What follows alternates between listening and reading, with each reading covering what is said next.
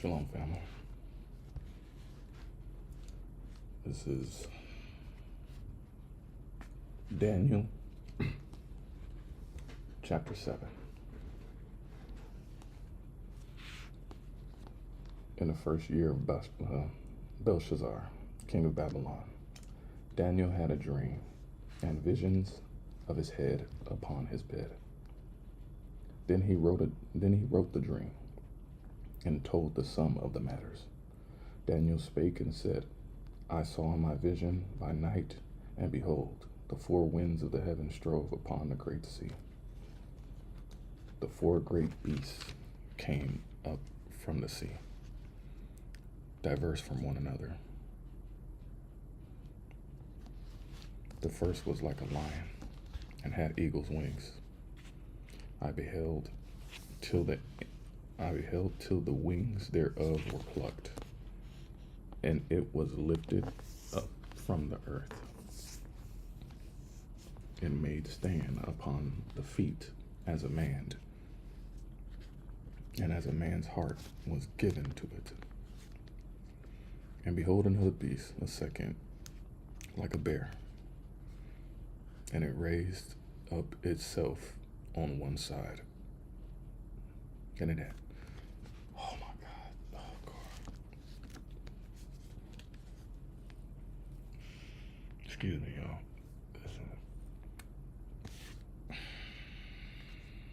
I did not expect this. This is crazy. Ooh, I did not expect this. Wow.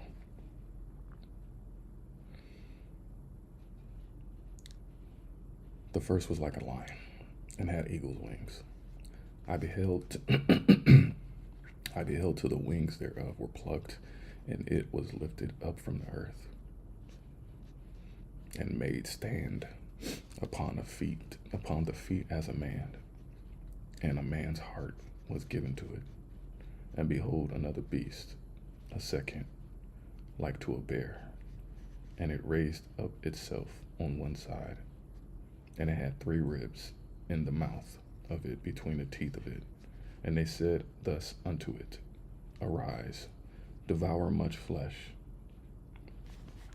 After this I beheld, and lo, another, like a leopard,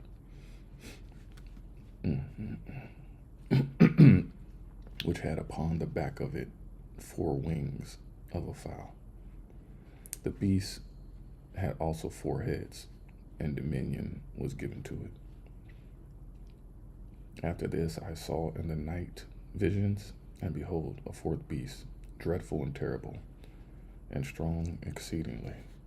And it had great iron teeth, and stamped the residue with the feet of it. And it was diverse from the beasts that were before it. And it had 10 horns. I don't know what to say about this right now. I promise y'all, I don't read the verses like after, even while I'm online with you guys right now. Like, that ain't never, like, I go on about my day. Like, I finish my readings and I go to work and do what I need to do. Every time I come back to reading, it's a whole different and fresh perspective that is just, it's a revelation. I didn't expect this right now because I had a crazy dream vision. And for these animals to pop up right now the way they are right now, probably not this fourth one. I don't remember having it like that, but definitely these other ones. But man, this is so prophetic in my life. This is spooky real. And God is trying to teach you a lesson, man. To every brother and sister out there, whatever you're going through right now, know that you are going through a very strong and sharp lesson to forge you through the fires.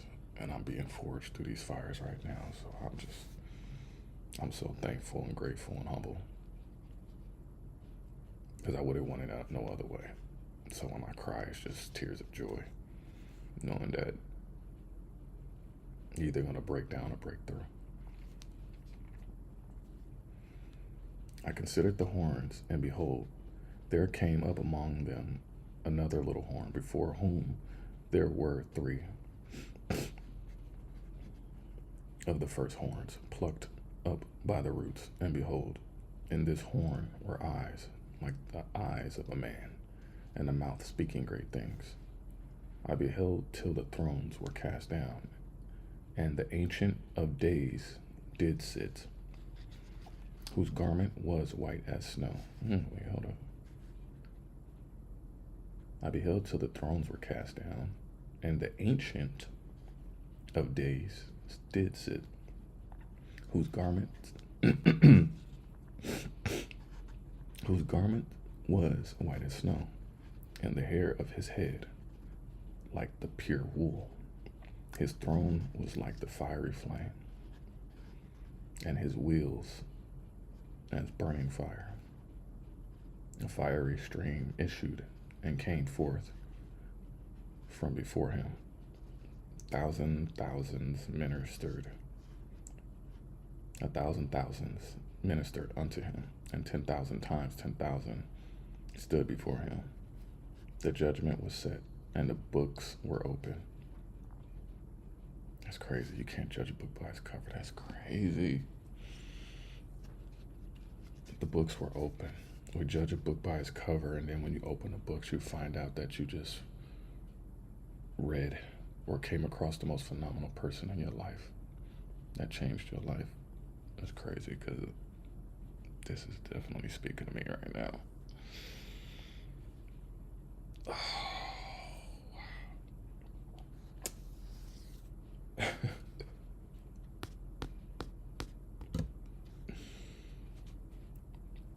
I beheld then, because of the voice of the great words which the horn spake.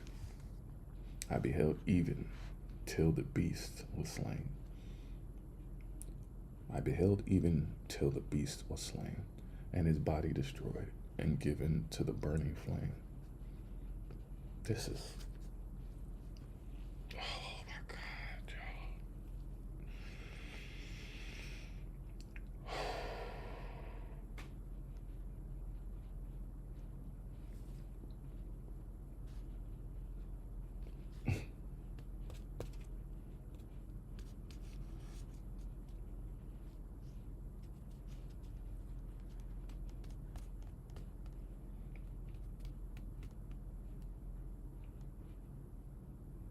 That hit home.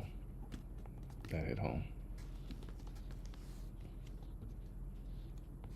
That burning flame.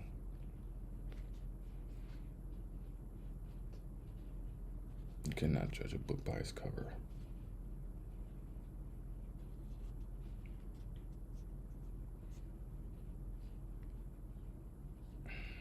You have to destroy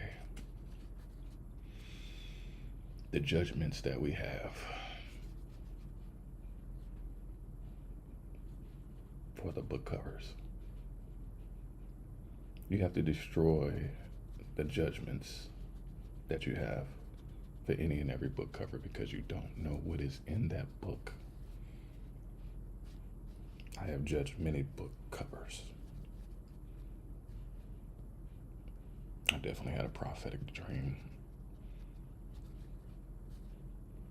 It's like God showed me many of the people that I bullied, and he showed me all the people that bullied me.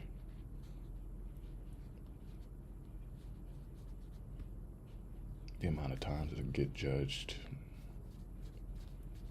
for who you are, for just trying to be and trying to exist. And then we wind up reprogramming and re-engineering ourselves to be convinced and believe that that is normal, because it is presented to you. And you take that characteristic and trait on, then you start implementing it, and then you go into practicing, and then you go into actually becoming a master of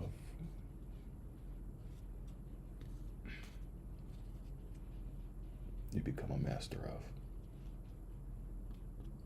whether good or bad. But we're going to focus on the bad for now, because hurt people hurt people. And we have destroyed many books and thrown them in the flames unnecessarily, purposely,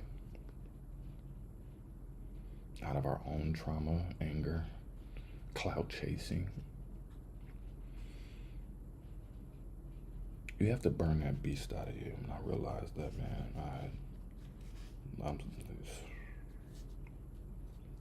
I said a lot of wild and crazy stuff. I've done a lot of wild and crazy stuff. So to see that God has been working on me and healing me to help burn these beasts out of my life, just to even see this right now. I literally just I didn't go to bed till like 3 and just woke up right now. And this is exactly what I just dreamt about. This is crazy.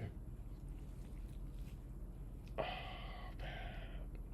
I don't even know what I'm about to be reading after, but I know what I just dreamed about. Oh, this is crazy, man. Every time this gets me. I'm so thankful to the Most High. It's like he's reworking me. He's reworking me to the humble man that I need to be. I needed to be humbled. I was getting wild and reckless. Flames everywhere, and I'm a fire sign, just scorching earth because I'm hurt. We gotta think, man.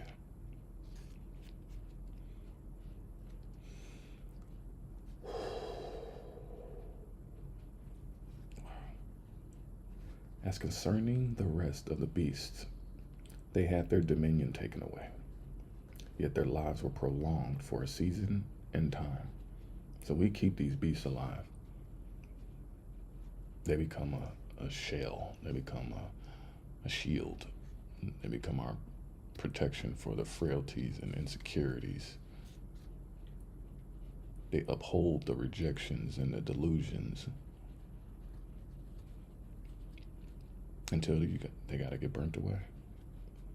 We prolong our growth. We stunt our growth. I saw in the night visions, and behold, one like the Son of Man came with the clouds of heaven, and came to the Ancient of Days, and they brought him near before him. And there was given him dominion and glory and a kingdom that all people, nations, and languages should serve him. His dominion is an everlasting dominion which shall not pass away, and his kingdom that which shall not be destroyed.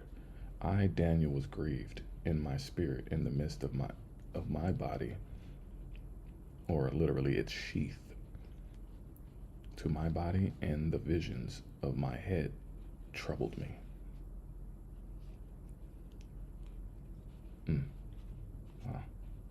I, Daniel, was grieved in my spirit in the midst of my body, and the visions of my head troubled me.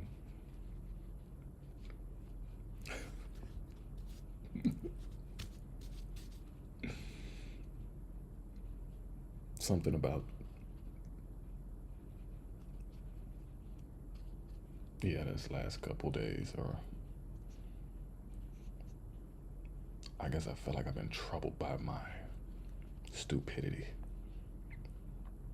immaturity.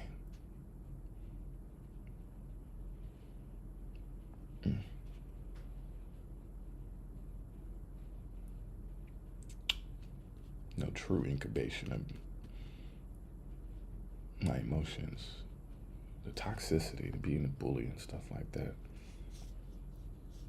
Realizing how many people I've hurt with my words. That troubled me. I truly did. Because I reached out to a lot of my family and friends over the years. Because my spirit was troubled.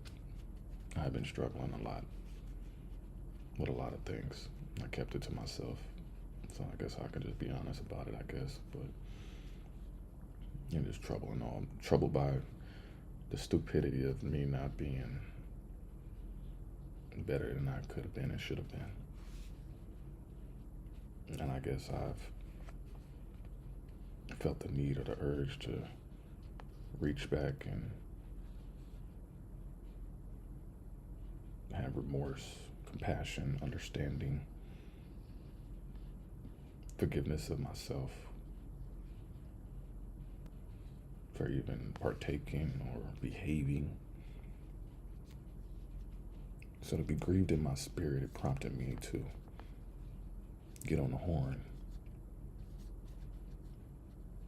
to be apologetic, for one. I was definitely apologetic to many of the people that I got a chance to be in contact with.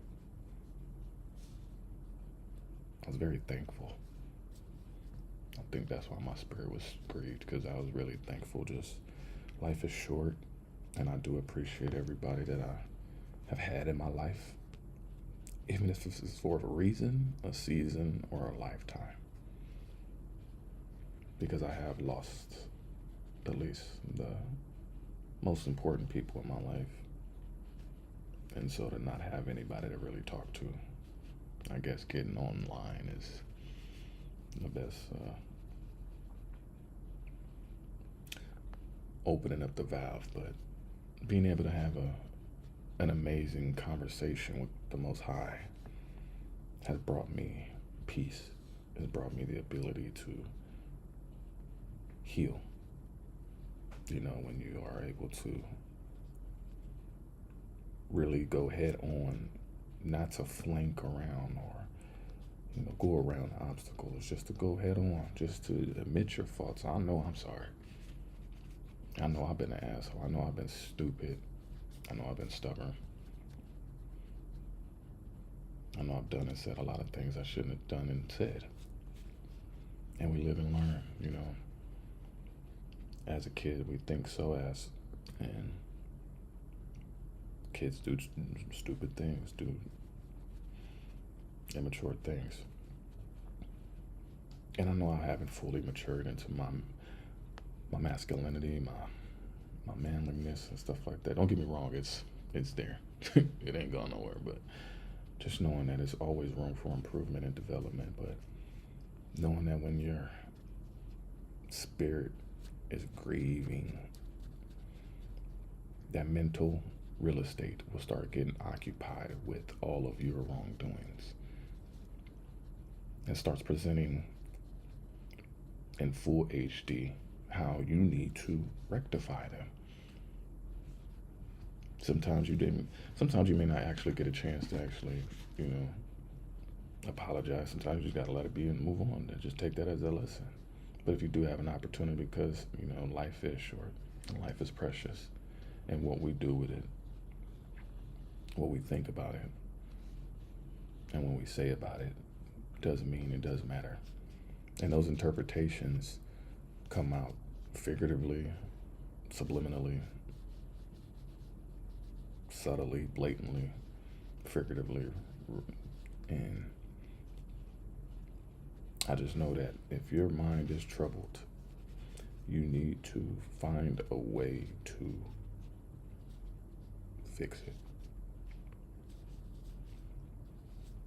Because it affects others. You never know how. You may not remember what you may have done or said to the person, but that person will never forget how you make them feel. And if you really made somebody feel worthless and less than and all of that, I know out of my own anger and frustration, I have done that. And so, not realizing how much of your fire flames can scorch the things around you. You put things in perspective. You have to really put things in perspective now. I came near unto one of them that stood by and asked him the truth of all this. So he told me and made me know the interpretation of the things. These great beasts, which are four kings, which shall arise out of the earth. That's crazy. Oh, that's crazy.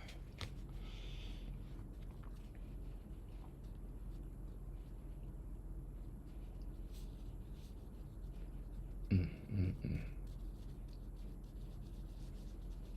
Y'all gonna have to excuse me. This is a tough one. I didn't even think I was gonna be this stuck, getting smacked in the face right now. This number 4 has been bell ringing.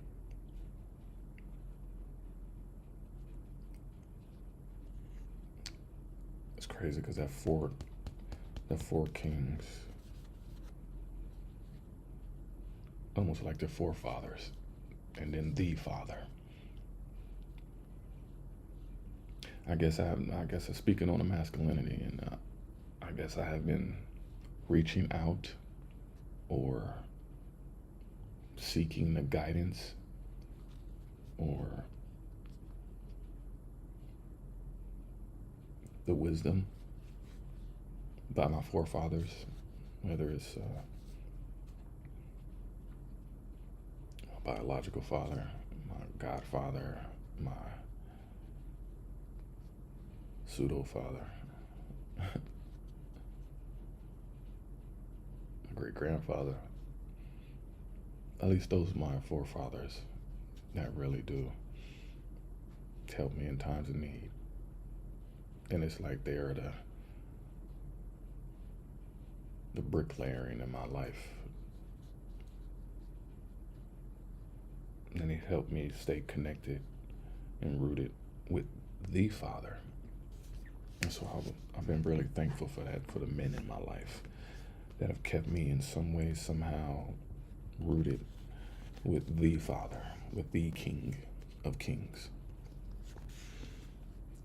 So to see these four kings, like I came to a point of not being mad at my fathers, not being sad and mad and miserable and resentful and begrudging and jaded, revengeful, vindictive, bitter. It's like over this past week I had a beautiful conversation with my forefathers that through the connection of the Father, I asked for help with that. And lo and behold, did the Most High deliver for me. Oh, did the Most High deliver. All praise, great glory.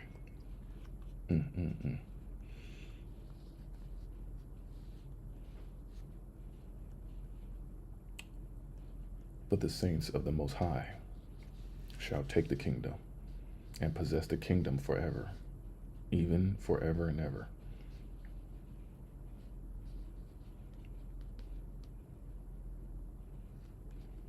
Then I would know the truth of the fourth beast, which was diverse from all the others, exceeding dreadful, or different, meaning, whose teeth were of iron and his nails of brass, which devoured, brake in pieces, and stamped or trampled the residue with his feet. It's interesting because one of the last fathers I got in contact with, it allowed me to recognize all of the iron teeth that I have stuck into people. And these are the conditionings that we go through, y'all. We don't think they, are anything, but lo and behold, over time, things that we are taught, we start to become masters of. And I realize how much of a master of iron teeth I had become from one of the beasts. Kings, fathers. And you don't realize how much you actually trample any and everything around you. and of the 10 horns that were in his head, and of the other which came up, and before whom 3 fell, even of that horn that had eyes, and a mouth that spake very great things, whose looks was more stout than his fellows. I beheld, and the same horn made war with the saints, and prevailed against them. It's crazy, and we make war with the people that are good in our life a lot of times. We overindulge in the people that are in our lives. And we wage war because greedy. We always want more, even as a kid, you know? You see your parents or you don't see your parents and you're greedy. You want more of them, you know? So you'll scream and cry, and, you know?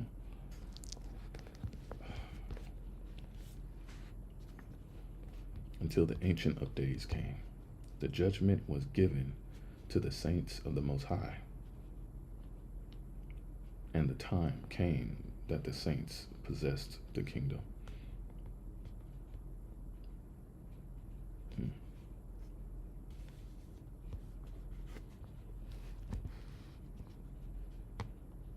That is interesting.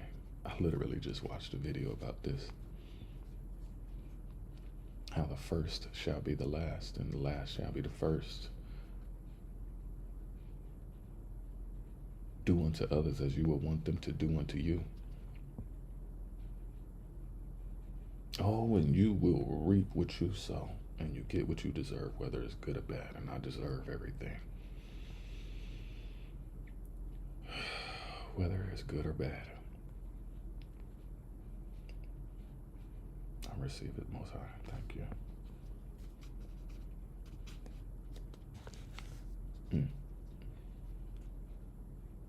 It's interesting when you see people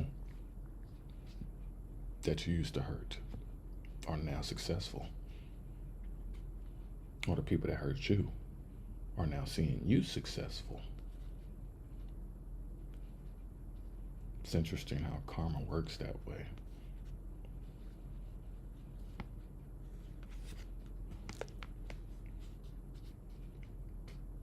He will show the blessings that he was going to give to you, and he will give them to your self-proclaimed enemies to showcase and humble you, and knowing that what you did wasn't right. What you did wasn't right. What you said wasn't right. What you was thinking wasn't right.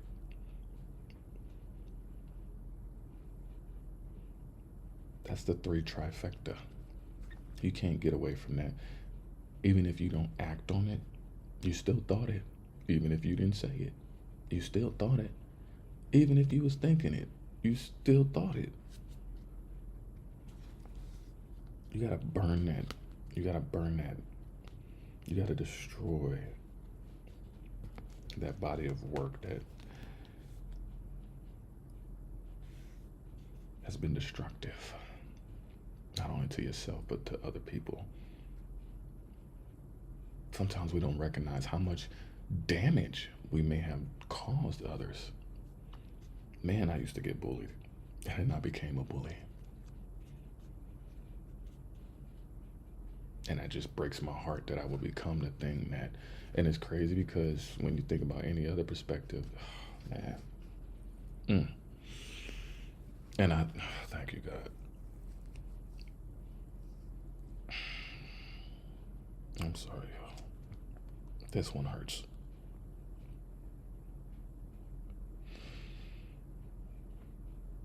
You become. And he just shows you this one example of what you become. He shows you this one example of what you become. So you can see the, oh, you could have became every, oh.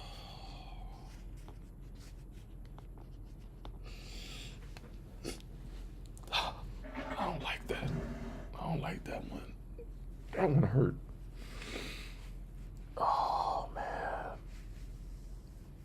I don't want to become none of them. even becoming one. Even becoming freaking one becomes all of them.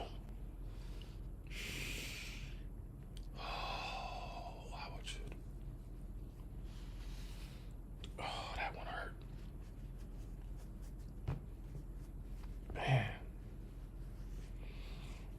Oh, that one hurt. I need that. Thank you, God. Oh, I needed that. This last 24 hours. Man. All right, let me finish this. Oh, I needed that one. Man, I'm sorry, y'all.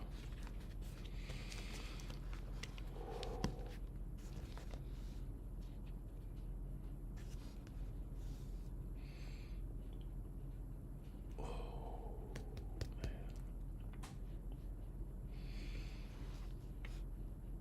man. I forgot where I'm at. I can't even. Give me a second. I didn't think that was gonna hit. That hit. That hit. That hit. Oh, you stupid, Trey. That's crazy. You could have became. You became one, and that was one enough. Sin is sin. You become one, you become all. Even if the treatment comes unto you, do unto others as you would want them to do unto you.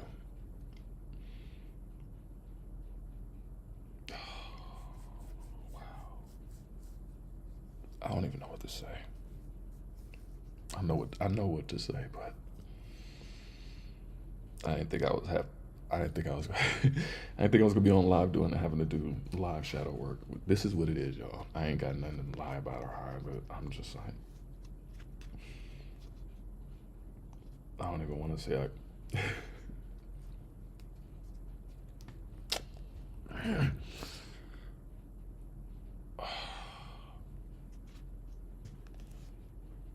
sorry. I'm sorry, y'all. Excuse me.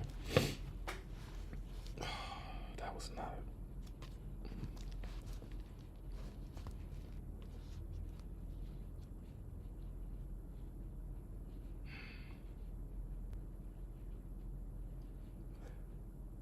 Let me just read this over.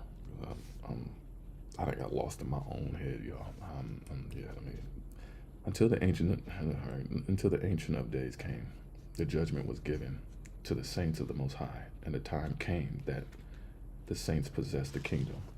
Thus he said, the fourth beast shall be the fourth kingdom upon earth, which shall be diverse from all kingdoms, and shall devour the whole earth, and shall tread it down and break it in pieces.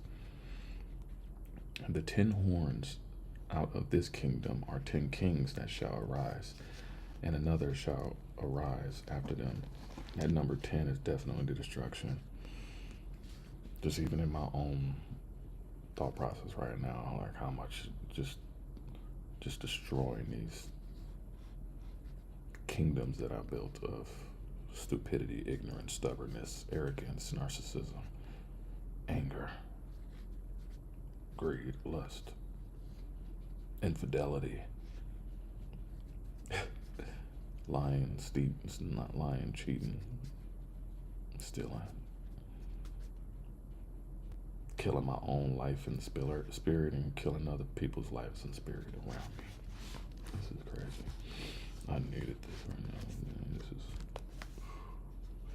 And the 10 horns out of this kingdom are 10 kings that shall arise, and another shall arise after them, and he shall be diverse from the first. I like that bar. He shall be different from the first, and he shall subdue 3 kings, and he shall speak great words against the Most High, and shall wear out the saints of the Most High, and think to change times and laws, and they shall be given into his hand until a time and times and the dividing of time. That's crazy. To think to change times and laws. You cannot, oh, man, you can't choose your consequences. And I realized that for every action, there is an equal and opposite reaction.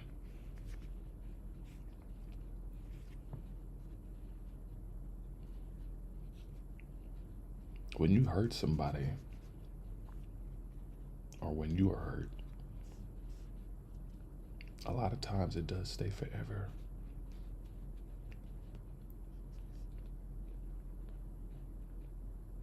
And if not forever, it stays for a very long time.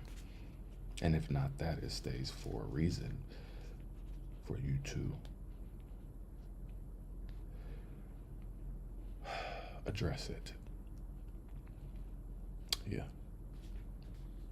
You cannot choose your consequences. You cannot change the time. You cannot push the goalposts and change the laws. You are not a law changer. You have not been ordained that. You are not God.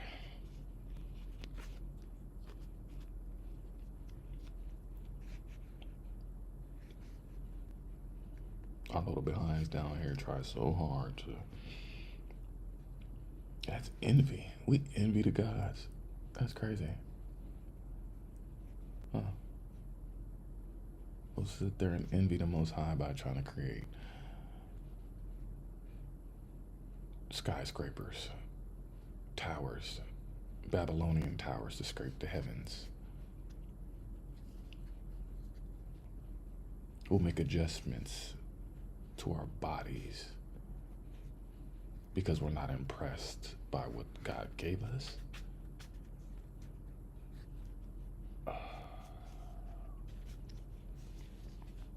Man. But the judgment shall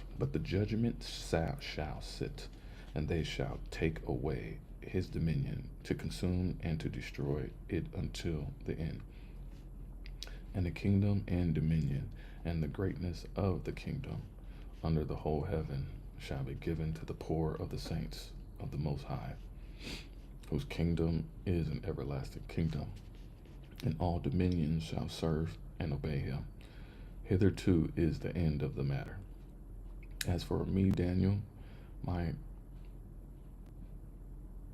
cogitations or thoughts, that's a new word. Cogitations much troubled me. At the end of the day, it says at the end of, hitherto is the end of the matter. So at the end of the day, my thoughts much troubled me, and my countenance changed in me, but I kept the matter in my heart. That's crazy too. That's like 2 out of 3. How you do 2 out of 3? You know, it's supposed to be 3 out of 3. Like you kept it in your heart, like you kept it in your feelings and your emotions, and when you operate in that passion like that, it can be overly exaggerating. It can be gaslighting. It can be detrimental to building things because now you got gas on something that all it takes is one spark to burn down everything that you have built. And I'm realizing how humbling that is for me because of the many things that I have put a lot of my life and energy and time into, for me to just be the one to actually have burned and scorched it. When you sit here and think about your countenance and how much it changed in me. Like how dumb. Like it's a lesson. You looking back at it, like I could sit here and humbly laugh about the things that I've done and said and thought about, and know that I have done the work to release, detox, forgive, and let go, and move on. But when you still have that in your heart, the heart is very good at concealing how it feels too, but it also has the ability to be able to express how it truly feels as well. And sometimes we may not know we may not know a man's thoughts, and we may not be able to feel the rhythmic patterns of a man's heart. But that's why the Most High is here, to be able to do that. Why we keep trying to do the Most High's job. That's because we envy. We envy because we can't create at the capacity that our Creator creates at. And that troubles many. That troubles many, that they will be like, nah, I'm going to spend the rest of my life trying to disrespect and be blasphemous and disobedient to the Most High. Let me show you, I can prove. As many times and many stories that we have read so far in this book, and how many times that they have tried to insult the Most High's powers. Like I just read it just before, where they threw him in the lion's den, and then threw him in the furnace and came out unscathed. That's the power of the Most High that none of us possess. You get thrown in with the fire, you're gonna get burnt. You get thrown in with the lions, you're gonna get mauled. But I kept this matter in my heart. And that's where the deceit, that's where even your spirit gets much more uglier. Because you kept it in your heart. It's incubated in the rhythm. It's pulsating through your blood, throughout your whole body, to your arteries and capillaries. Wait, is my sound on?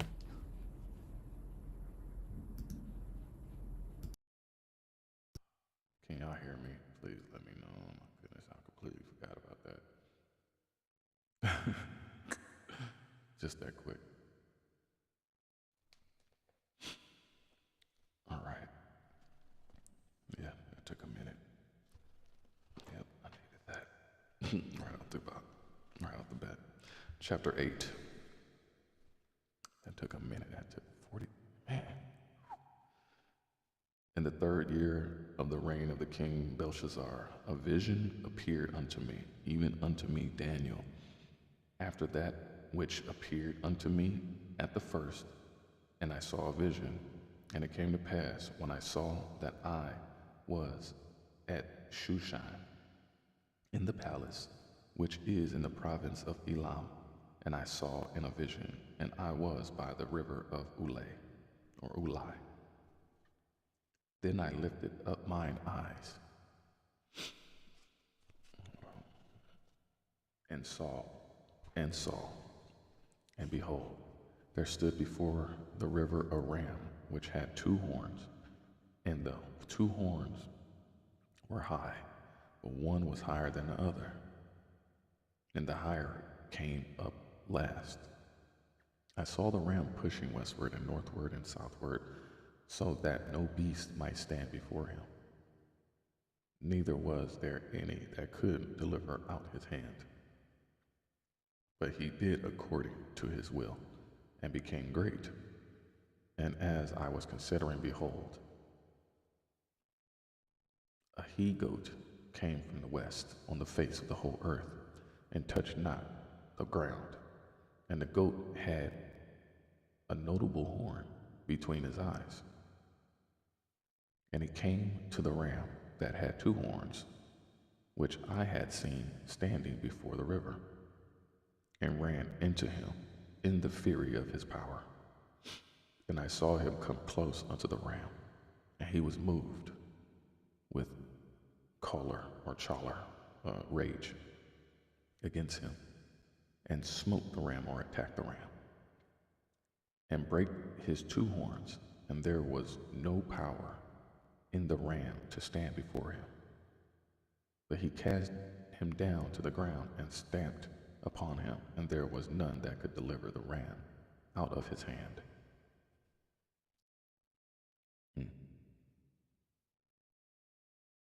So for every action, there's a reaction. Every time you do something wrong, you're going to go through it 10 times worse. You're going to get stomped down for what you did. You're going to get that holy butt whooping. You're going to get that holy butt whooping.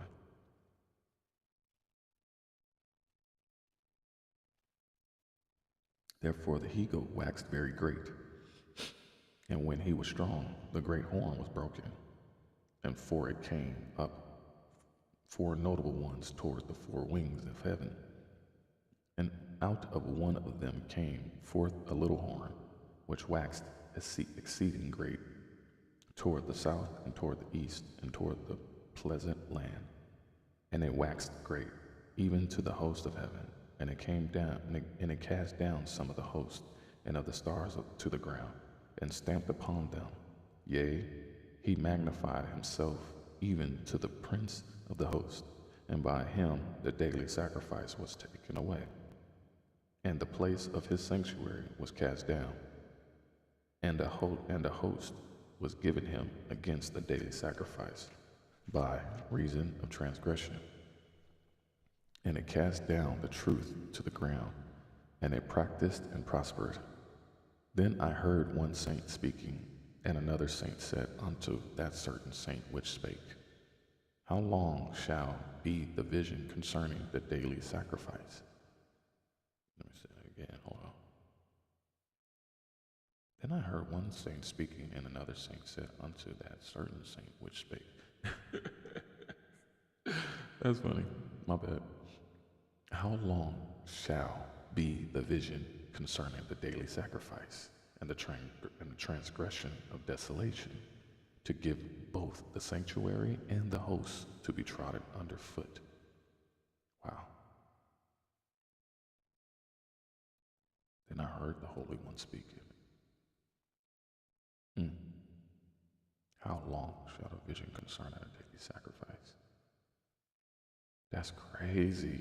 Oh, I get it. Oh.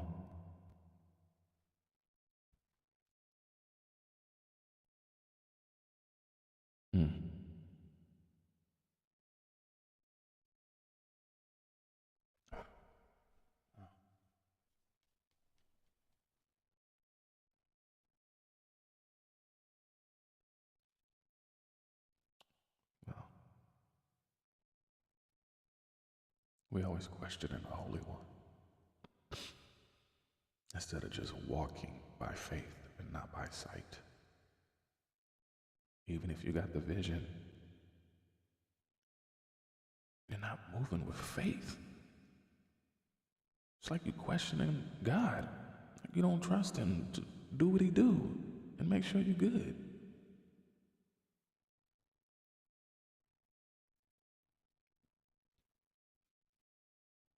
Man, this is hitting home right now. Stop asking how long. Just stop asking how long. Just put your head down. Lock in. Focus. Put the horse blinders on. When you stay in your own lane, there is no traffic. And the Most High is giving you these visions concerning your daily sacrifice because it is necessary for you to recognize all of the people you were trotting, stamping, hurting under your feet. You ain't worried about nobody else. You gotta be worried about how you hurt that person. You need to think about what your setup center. What did somebody else said? All in everybody else's business instead of thinking about what you've been doing. Like, yo, Trey, you've done yours. I need you to redirect it. I need you to focus on the desolation that you caused and the hearts, minds, and spirits of the people that you've had throughout your whole life that you have hurt and that you have trotted down, where you either made them feel low or you made yourself feel big. You need to recognize these transgressions, these transactions in our lives.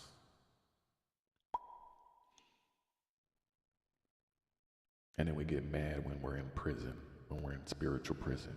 We get mad when we're put on a holy probationary period where you have to do the work in order to get out. Now it's easy to stay in. It's easy to stay in. It's easy to stay in the sin. It's so hard to maintain that consistency and that strength and that courage to get out from under it. So when you've been serving that 25 to life sentence and you start realizing like, okay, you start to lose the calcification over your spirit and you start recognizing like, man, I've really hurt and tried it over a lot of people. And it's like, okay, if I'm doing the work, oh, how long until no. You lucky it ain't forever. You lucky that the Most High is showing you favor, grace, and mercy. That's if you have had a repentful spirit. If you haven't and you've hid it in your heart like you just read, no. What makes you think that you're going to get out of that love prison? What makes you think that you're going to get out of that love prison when you're continuously still operating with that headspace? Shalom, everybody out there. We're live on Instagram, TikTok, X, Rumble, Kick, Facebook, Twitch, and YouTube.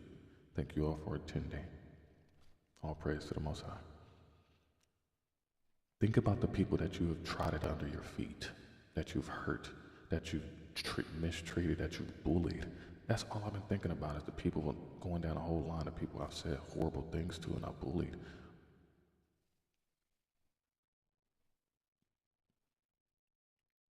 And I know I may be just like overly exaggerating it but I'm not. Like you have to over exaggerate sometimes your wrongdoings so you can get the hint because you may not have your mama and daddy around you to whoop your ass. And then when you get a holy whooping by your heavenly mother and father, oh, now you want to get some act right. When you could have had the act right in the first place because you knew to do better at that moment and you chose not to do better at that moment. You chose to question and test the Most High because your arrogance and ego, pride, stubborn pride. Oh, how us little grains of sand in this spinning universe feel so grand. That's a bar. That's a bar. A good one. Oh, how grand this little grain of sand. I need to write that down before I forget that one. Oh, how grand.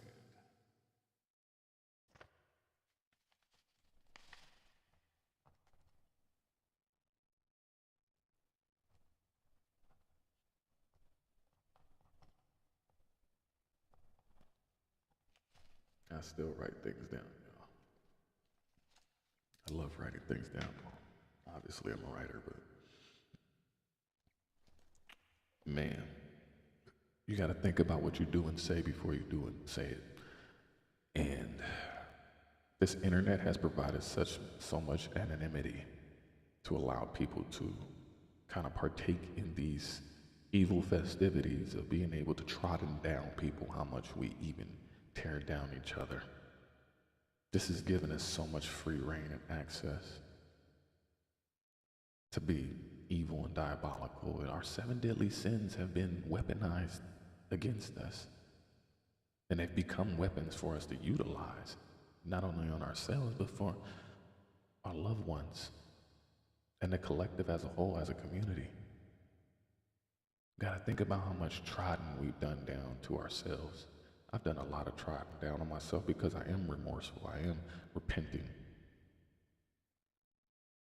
I have a deep cup of repentance for the stuff that I've stupidly done and having to backtrack the stupid things that I've said. Just stupid. Like at the end of the day, it was just like for nothing, you know?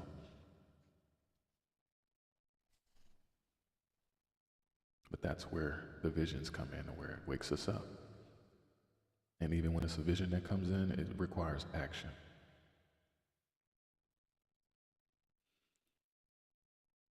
So be mindful and careful of the people you trod under your feet and who you treat bad. Because you never know if they may become the person that you may actually need to lean on or actually need to get a job from. It's crazy I'm talking about this because, oh man. And it's crazy because even before I even watched the video that I'm about to tell y'all about, like I was already dealing with this in my spirit.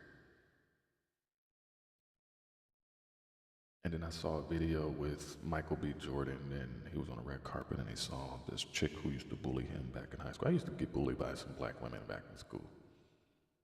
I had my hair looked better than theirs. But yeah, I was a nerd. I was a geek. I was corny. I was an athlete. I was very intelligent. I was very quiet, but I was very ferocious at the same time. I was hurt, I was damaged, I was traumatized. I was working on myself. And sometimes we really do have to work on ourselves in the midst of people who will trotting us. Sometimes those people that are trotting us are the cultivation that we needed, that is that hurt and that dirt that you as the seed needed to grow from. And look how it made you to become today. Oh, how beautiful. So I thank the people. I truly do, because they gave me that inspiration and motivation.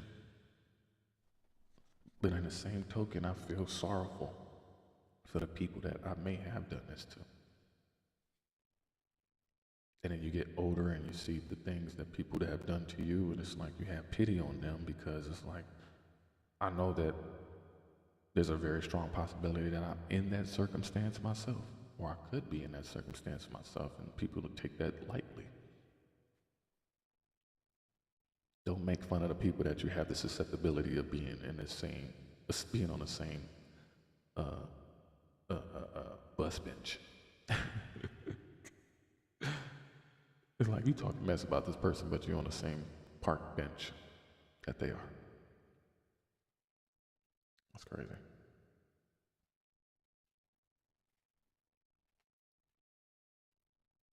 And he said unto me, unto 2,300 days, then shall the sanctuary be cleansed. Your sanctuary needs to be cleansed from evening to mornings. 2,300 days.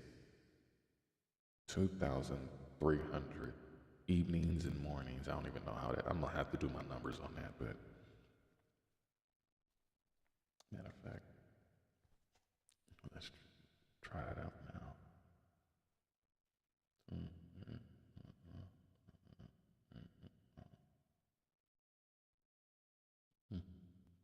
Okay. Okay. That's great. What the hell? That's 7 years? It's not 7 years, but it's like 6. It's like 6.5.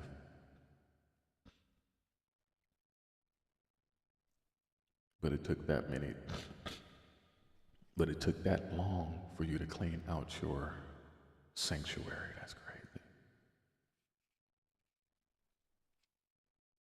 It takes 6 years. That's 6 and 9. That's the loop. So you're caught into this 6-year loop. Day and night. That's crazy, because I could sit here and think about for the last 6 years. How much? Oh, thank you. Thank you. Thank you, Holy Spirit. I needed these.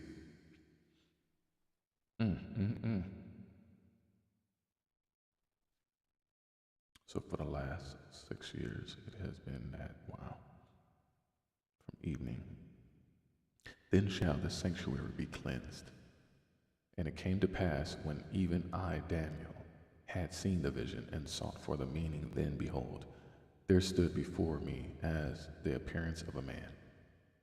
And I heard a man's voice between the banks of Ulai, which called and said, Gabriel, make this man to understand the vision. That's crazy. Oh,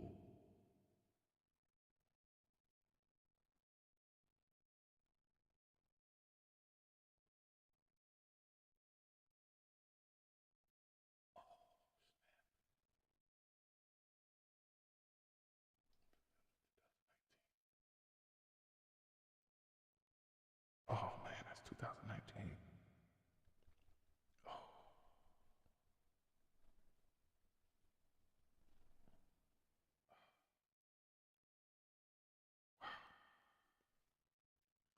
2019.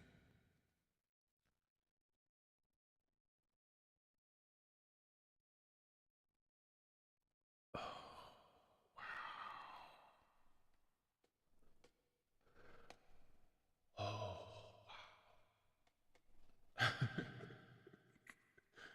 it's amazing how things get seen to come full circle, y'all. All praise to the Most High. Oh man, I am so thankful to God right now. This is unbelievable. It is very believable, and I believe it. You can't tell me nothing. 2019, the name Gabriel. I was November. November, I was on the road. I want to say I was in Kentucky. This is right before COVID. I feel like I got COVID at that time, but it wasn't COVID. But it was the sickest I had ever been, y'all. It was the sickest I had ever been. I was stressed out. My body was breaking down. I wasn't treating myself right. I was doing all type of drugs, alcohol, just weed, just everything. I was just mad, angry. I was frustrated. My whole world was just crumbling. I lost my mom. I had just lost her. I didn't even grieve. You know, I was in a crazy relationship. Had friends that was just, it was a lot. And during that time in November, during the sickest time that I had ever been, I laid in that bed. Oh man, it's crazy. I laid in that bed and I heard the name Gabriel. Can't make this stuff up, man. Can't make this stuff up, man. This is crazy. I was working on, what was I working on? I want to say Kroger's. I was working on Kroger's at the time. And it was the sickest I ever got. And it was in November. So many things for me have happened in November. I'm not gonna go down there right now, but it's sticking on this topic. It's the sickest I ever been. I literally was laying in bed. I was tossing and turning. All I had kept hearing at that time was Gabriel. That's all I was seeing. In Kentucky. You don't think you would hear a Gabriel in Kentucky. But I remember working a job. And I remember this guy named Gabriel.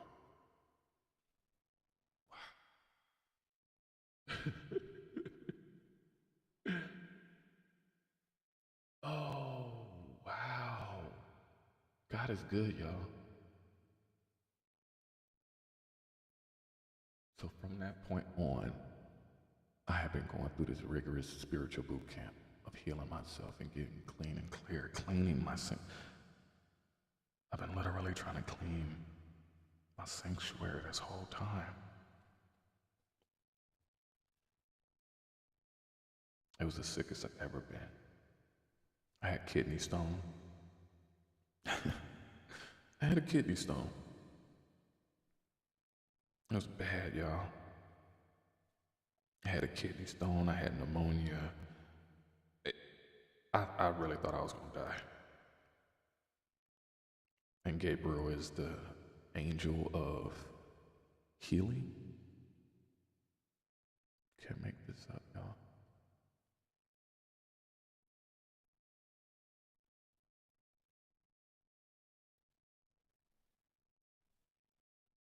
The man hugged me at that time and said, "It's going to be okay."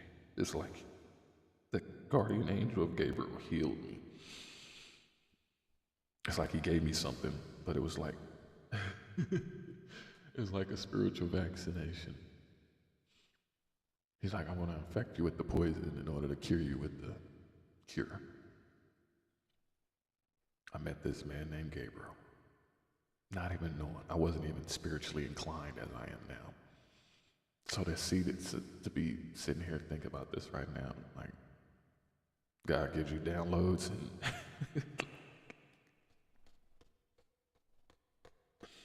that's why I get nervous sometimes getting on here trying to even read, and not saying I'm scared or anything like that, because I'm not, but every time I read this, it literally becomes a revelation of my whole life, and I can sit here in HD vision. It's like I'm doing an investigation on my own transgressions and stuff like that to kind of fix them and rectify them and try to be an instructional book or lead by example, a little blueprint for the brothers and sisters out there coming up behind me. So to be able to see this, that man gave me a hug and said, "You're going to be okay."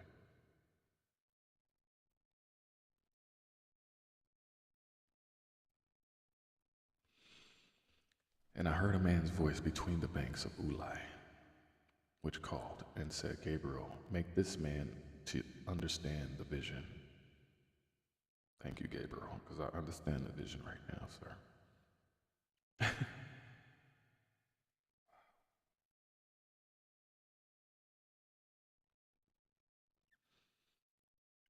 So he came near where I stood. And when he came, I was afraid and fell upon my face. I was scared at that time, y'all. Thought I was going to die.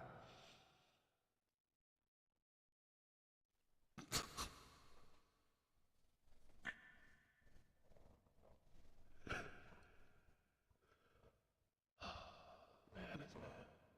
This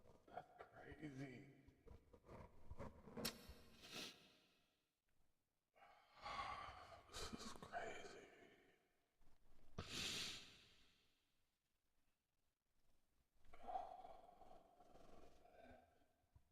I'm sorry, yo. I've been through a lot. It's crazy. Oh, I got stories for days. It's crazy. On my own spiritual journey. When you are alone in this walk and you have to do what you gotta do. And when you see it and it comes to you and you understand, and it just hits, it hits different.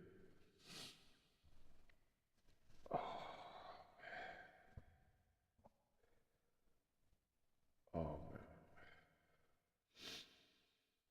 Lord, forgive me for not paying attention earlier.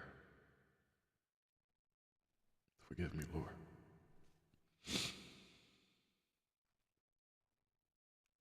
So he came near where I stood. And when he came, I was afraid. And it fell upon my face. But he said unto me, "Understand, O Son of Man, for at the time of the end shall be the vision." I ain't gonna lie, that changed my whole life. I've had other moments that did, but that was really when I got on this walk. 2019, November. November is a year to remember, a day to remember, a month to remember. November, a month to remember. Oh man, this is crazy. March and November. Wow.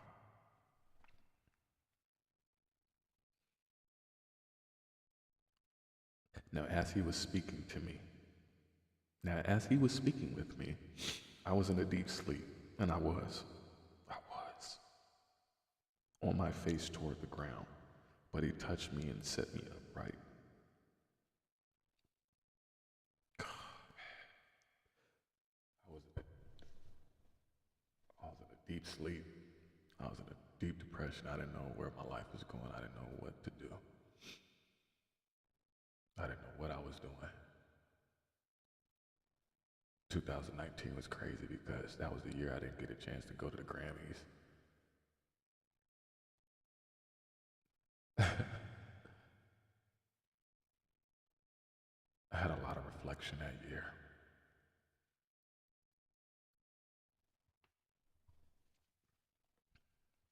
I was out of it.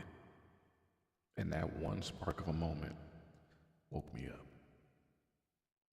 All it takes is one to stand up right and get back right and be the greatness that the Most High has designed you to be. So I am thankful. Hallelujah. Now, as you were speaking with me, I was in a deep sleep on my face toward the ground. You ain't even got your head up. You ain't even looking up. You're not even looking at your peripheral. You're not even keeping your head on the swivel. You just got it down on the ground. That's all you see.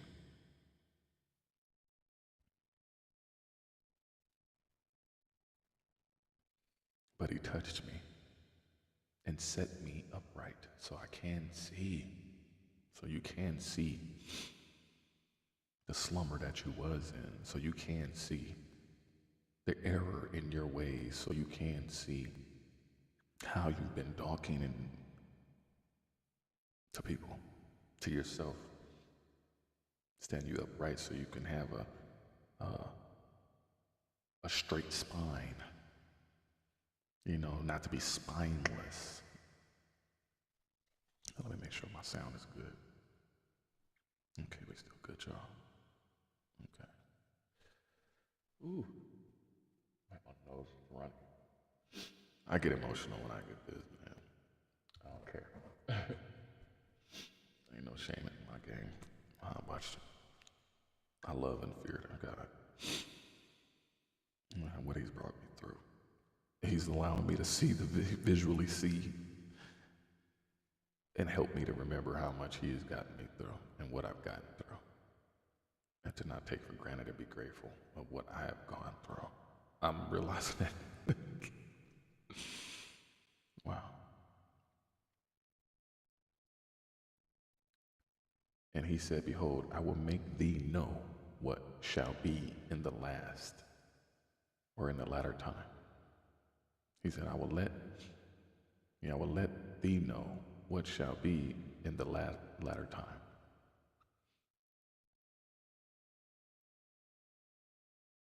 I will make thee know what shall be in the last end of the indignation. For at the time appointed, the end shall be. That's crazy because a lot of the end of a lot of things that's when it was. The ram which thou sawest having two horns are the kings of the Media and Persia. And the rough goat is the king of Grecia. And the great horn that is between his eyes is the first king. Now that being broken, whereas four stood up for it, 4 kingdoms shall stand up out of the nation, but not in his power. And in the latter time of their kingdom, when the transgressors are come to the...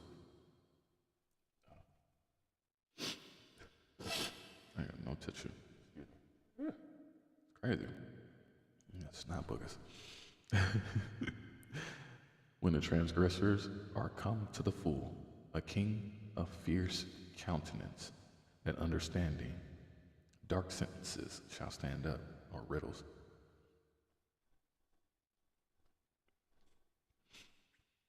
And that's really what it came down to be, those riddles. And his power shall be mighty, but none of his own power, none of his own power, and he shall destroy wonderfully, and shall prosper in practice, and shall destroy the mighty and the holy people. And through his policy also he shall cause craft to prosper in his hand. And he shall magnify himself in his heart, and by peace shall destroy many. He shall also stand up against the prince of princes, and he shall be broken without hand. And the vision of the evening and the morning, which was told, is true. That's crazy. And the vision of the evening and the morning, which was told, is true. Wherefore, shut thou up the vision, for it shall be for many days. Wow. And I, Daniel, fainted and was sick certain days. Afterward, I rose up and did the king's business. Wow. And I was astonished at the vision, but none understood it. Wow, this is, oh, great glory.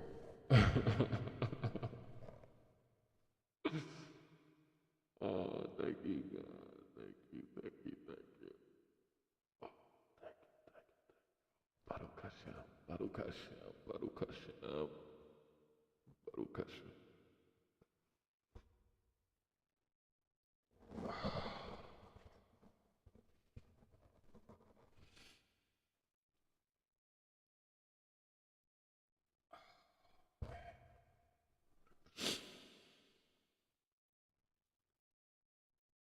I used to beat myself up because people didn't understand me.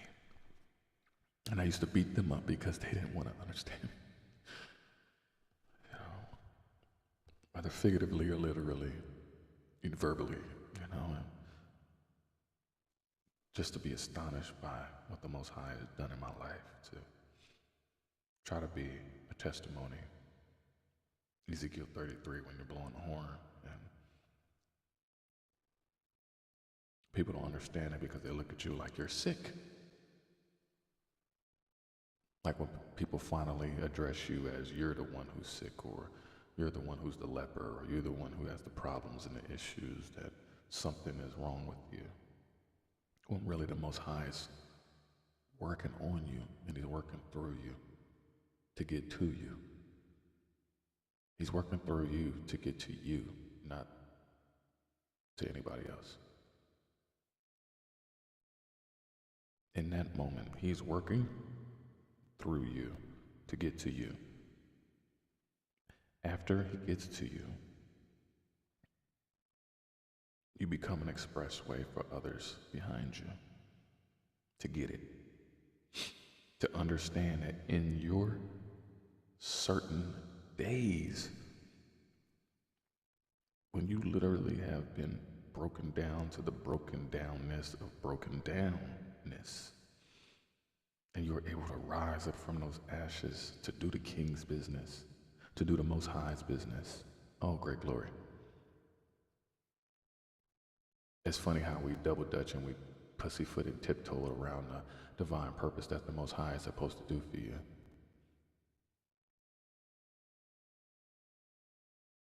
We run away from our greatness, y'all.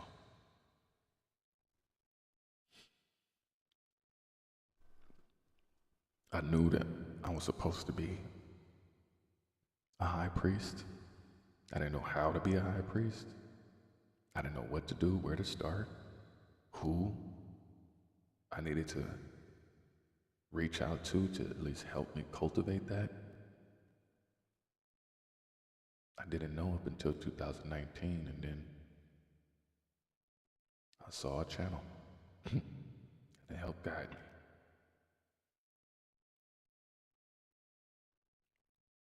I found the channels of truth, found channels like Lisa Cabrera, found channels like Big Judah, Remedy H, even found a beloved brother, Big Levi, and it changed my life, and I'm grateful for that. I truly am. I am truly humbly grateful to be able to have become where I'm at now. I've gone through a lot, but I am so thankful. Truly am. Truly humbly grateful that in my sick days that I needed to be chastised so I can be able to understand my sins and the error of my ways and what my purpose and my gift and my mission is. The moment I was able to receive that, the rest is history. It allowed me to become the man that I am today. So I am thankful.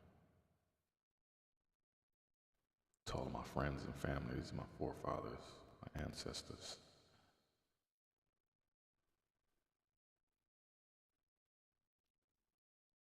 My Heavenly Mother, my guardian angel, Anthea.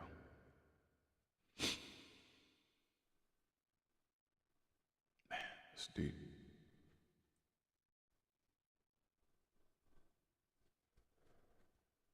A high level of gratitude will change your attitude. A high level of gratuity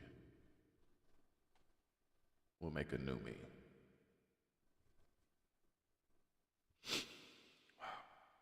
2019. Chapter 9. In the first year of Darius the son of Ahasuerus, of the seed of the Medes, which was made king over the realm of the Chaldeans. In the first year of his reign, I, Daniel, understood by books the number of the years, whereof the word of the Lord came to Jeremiah the prophet, that he would accomplish 70 years in the desolation of Jerusalem. And I set my face unto the Lord God to seek by prayer and supplication with fasting and sackcloth and ashes.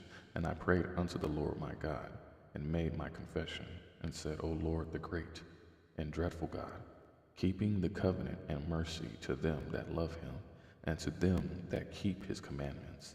We have sinned and have committed iniquity. I know I have. And have done wickedly and have rebelled. I'm sorry. Please forgive me. Forgive me. Even by departing from thy precepts and from thy judgments. Even by departing from thy precepts and from thy judgments. Neither have we hearkened unto thy servants the prophets. That's crazy. Yeah, I have sinned under not even following the prophets. Second guessing and insulting the intelligence of our prophets that come before us. Trying to be big draws instead of being a humble servant. Everybody want to be the chief and nobody want to be Indians. And I ain't gonna lie, I've been very susceptible to that because you think about trauma. You think about the shadow work you need to do.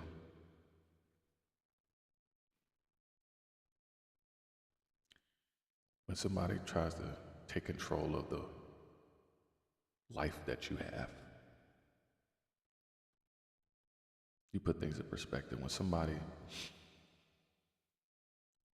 infringes or enforces some particular formality of control over your life,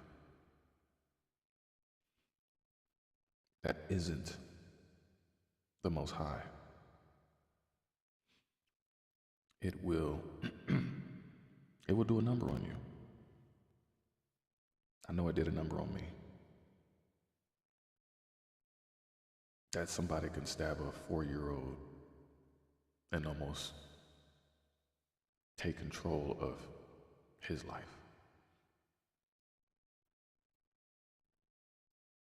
Try to take control of whether you live or die by the hands of them, as if they're self-proclaiming that they're of the speciality or the attributes of a God. That you can be judge, jury, and executioner. And you start cultivating these formalities to try to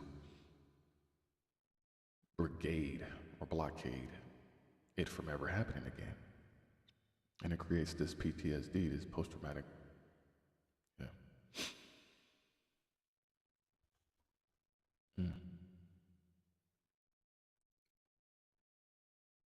causing us to think and move and operate different.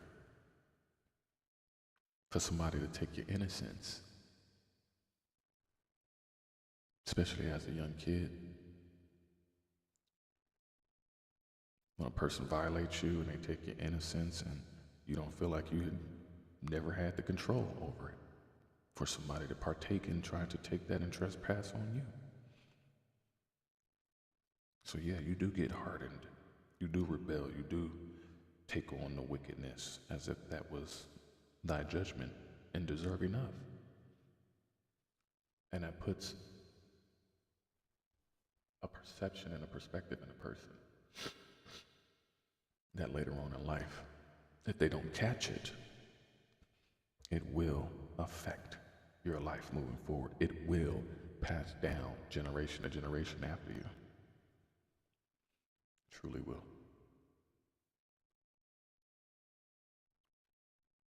Neither have we hearkened unto thy servants the prophets.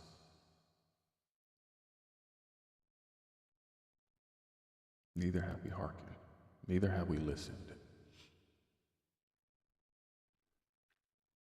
When somebody's trying to help you to heal, when the Most High sends you that refuge, that rescue, and you be like, nuh-uh, I don't think I deserve this. What did I do? You know? Man, we question so much. Neither have we hearkened unto the servants of the prophet, unto thy servants the prophets. Because we do get weary of man, we do get leery of man, and like, why should I follow you? Who are you for me to be following? When you think about your Jimmy Swaggarts and your Joel Osteens of the world.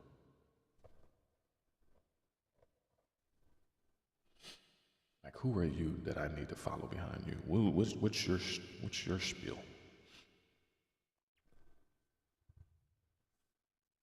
Which spake in thy name to our kings, our prophets, our princes, and our fathers, and to all the people of the land.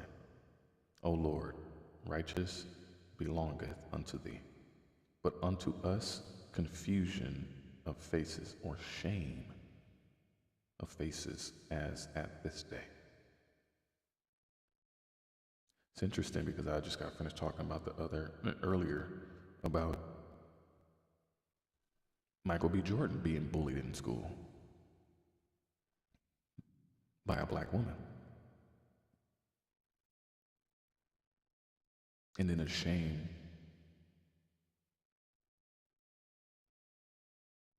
she didn't even have no shame.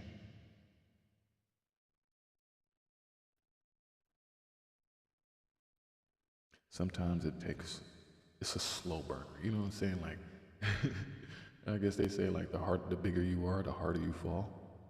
It's like the longer you let that slow roast, the bigger, the more fierce and ferocious the judgment and punishment of your sins and inequities become.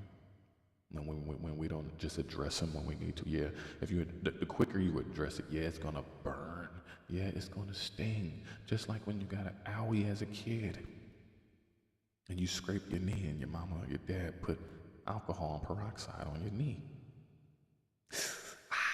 Oh.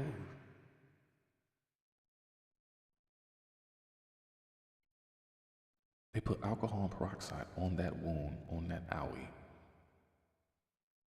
to stop the problem before it even started. To start the process of you healing.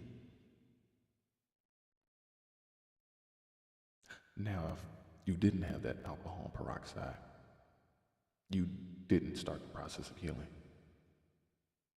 You actually didn't have any shame. You allowed now more and more time built up. Now you got an infection.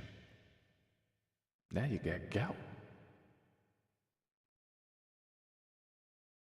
Now you got a horrible scar and a scab because you were that stubborn and refusing to take the lesson that the Most High has given you from humbling you from the inequities that you partaked in. Yet you bullied that man, and now he's successful. Now you're the one who is interviewing him. Now you're the one coming to him for a job. And I've been there. I've been there before where somebody actually really did me wrong, who was mean or anything like that, disrespectful, and they actually came back to me and just act like nothing ever happened.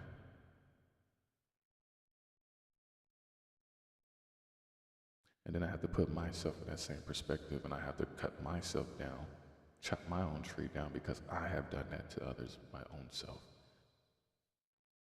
Regardless of the capacity of how much it was, it's sin. Sin is sin.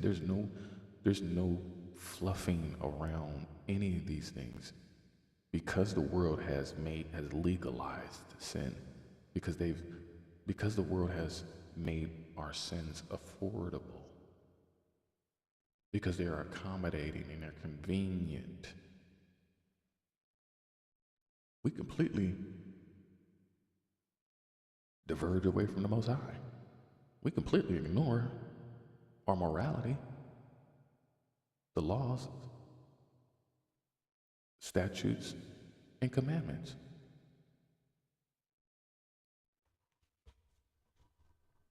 Man. And a lot of people nowadays, because just don't have no more shame. And I just got finished hearing that, like how proud one of my peoples was proud of the sinful things that they were doing. Like speaking in of it. Like salivating over the pleasure of it. It's crazy how our sins provide they provide temporary band-aids over a shotgun wound. You gotta think about this stuff, beloved. They're temporary. They're temporary pleasure indicators. Gluttony. You eat a bunch of food, you're never gonna be satisfied. Greed. You make a bunch of money, and you're still not satisfied. You want everybody else's. Now that's envy. And then you start to lust over it. You lust over trying to get to it. And when you get to it, you'll do anything by any means necessary. Then you got wrath.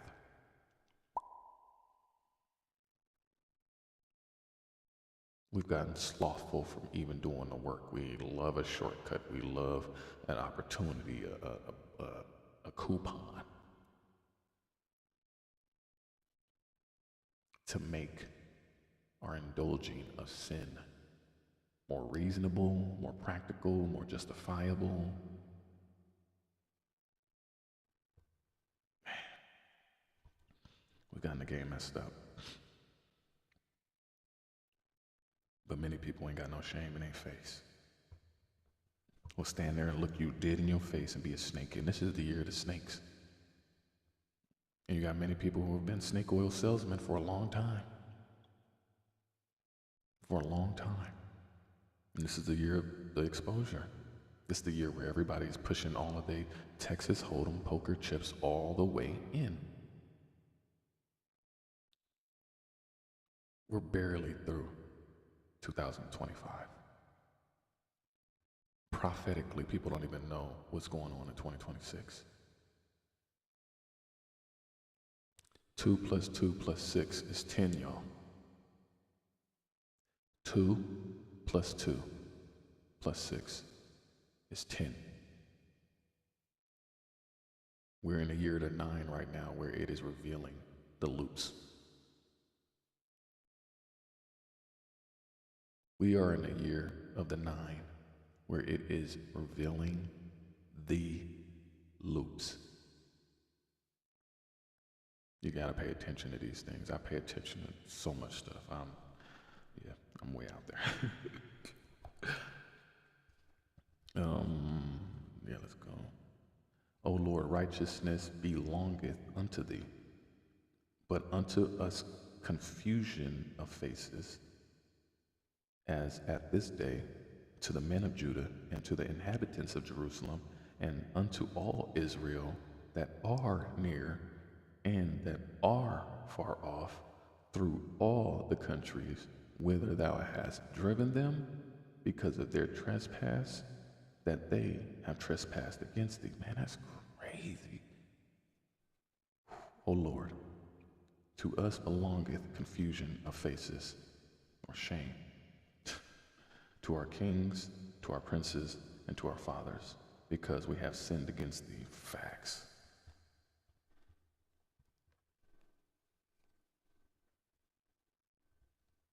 To us, That is accountability. That is going to the Most High and saying, Lord, hey, I got shame in my face. I'm ashamed of the stuff I said to my exes. I'm ashamed of the stuff that I done said to my beloved brothers and sisters. I'm ashamed of it. I'm ashamed of my reputation that I've created and cultivated. I know I beat myself down a lot because I am like a work in progress for one. But when you know that you've done wrong and you actually go above and beyond to show thyself approved to the Most High, not to man. Because man ain't gonna never appreciate it. They just gonna, hey, come on, give me more. I'm gonna indulge in all of these apologies. Give me more sorries. Give me more apologies. Give me more of all of this.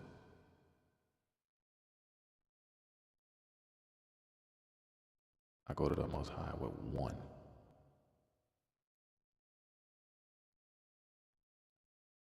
And I never do it again.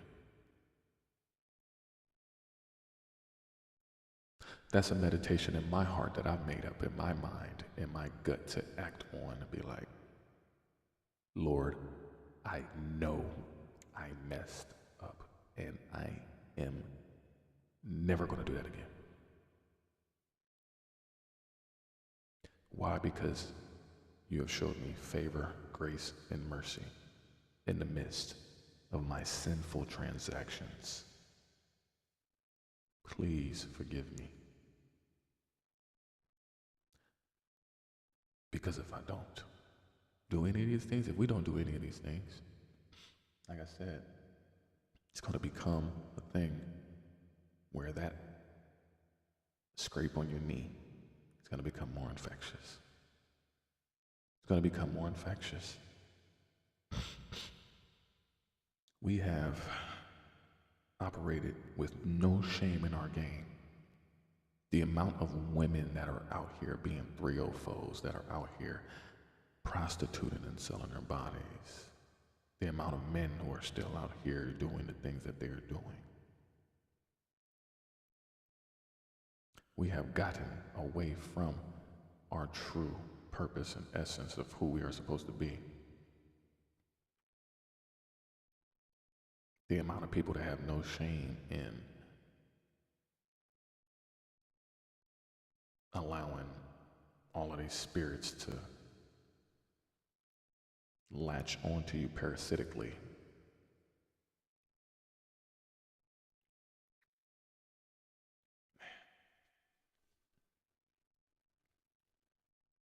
So it's like, yeah, you belong to that thing. Yeah, you stay over there. You want to keep doing all that stupid stuff? You want to keep sinning? Stay over there and you stay with that shame. And that the fact that you're staying over there, don't be ashamed of it. Don't be ashamed of that's who you are, that's what you want to do. Just know that, be mindful that you are going to find out what the Most High has in store for you. Great glory.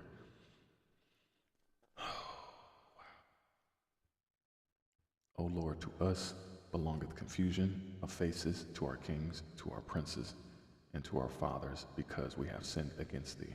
To the Lord our God belong mercies and forgiveness, facts, though we have rebelled against him. We asking for forgiveness and mercies, but you want to keep doing, you want to keep being disobedient. You don't want to stop. You cannot put a Band-Aid over a shotgun wound. You have to apply that pressure. You have to test yourself. Yes, you've been wounded. Yes, you've been scarred. Yes, you've been scraped. Yes, you've been stabbed in the back to where it has paralyzed you. You've been stabbed in the back not knowing where you got stabbed in the back. You could have gotten stabbed in your spine and made you spineless. Could have gotten stabbed in your heart and it made you cold. Could have stabbed you in your lung and made you tired, more easily susceptible to giving up, having being apathetic, no ambition, that's slothfulness right there. That's a sin. So many different ways about this, man. That's why it takes a lot of meditation and shadow work and just sitting in that thick darkness to be able to get yourself back to right, to get yourself back to 0, to 1, to square.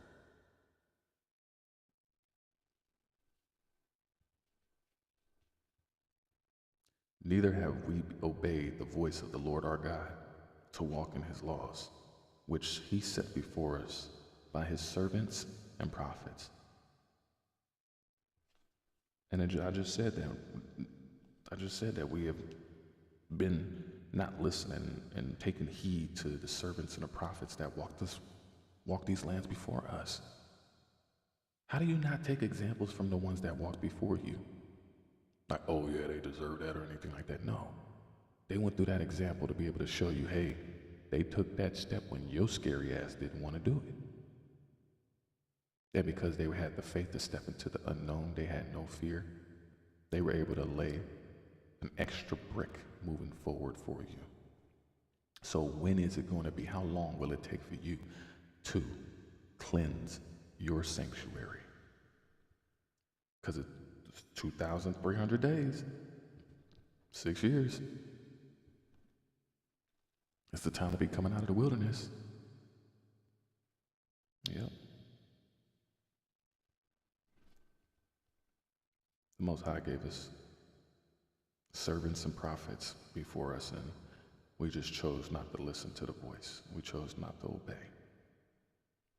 We took it for granted. Yea, all Israel have transgressed thy law. I'm going to say that again. All Israel have transgressed thy law. So all these people trying to act self-righteous and on a pedestal, and I've read more books than you, I got more money than you, but your spirit and your soul is doo-doo.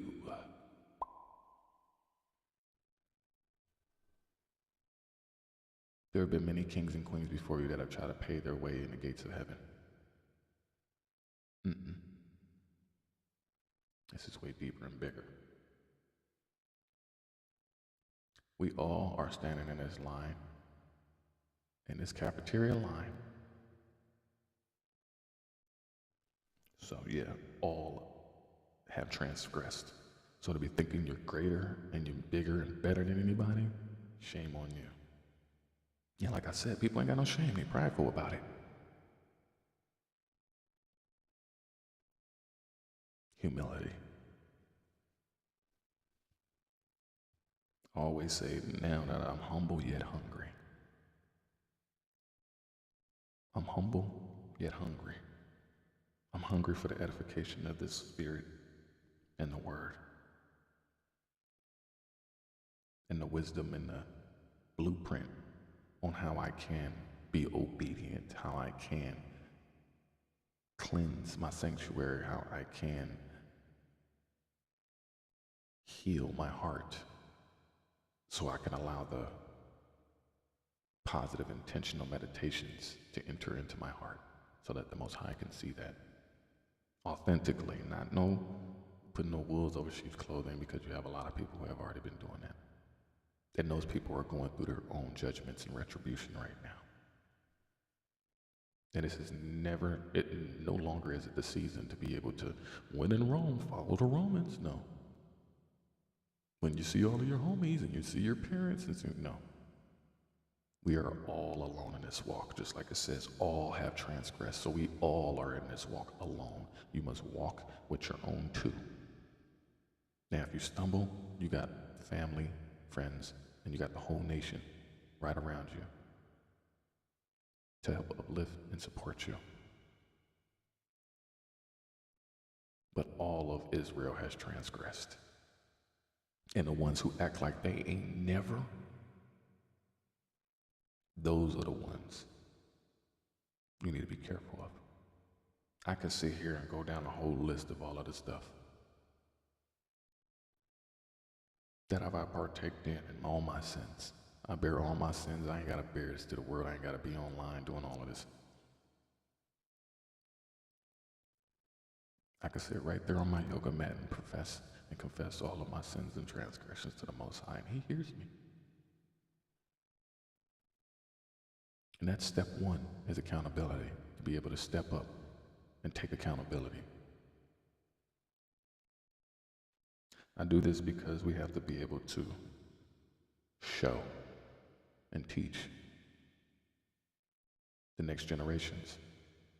And we have to be able to trust that what we leave behind, the seeds that we sow, that they do come to fruition, that we do water these and nurture our history, our people, our essence. Yeah. All Israel has transgressed thy law, even by departing. So yeah, we have gotten away from the law a lot of times. We've strayed, we have been drifting, we've drifted.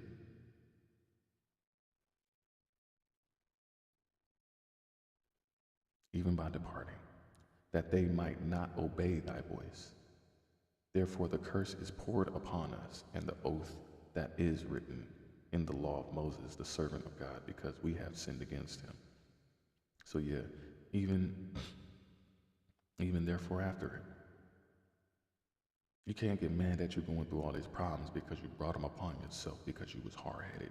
You wanted to keep disobeying the voice that was trying to warn you, to help you. You refused to acknowledge and see the signs that were in front of you to warn you, to help you. And he hath confirmed his words, which he spake against us and against our judges that judged us.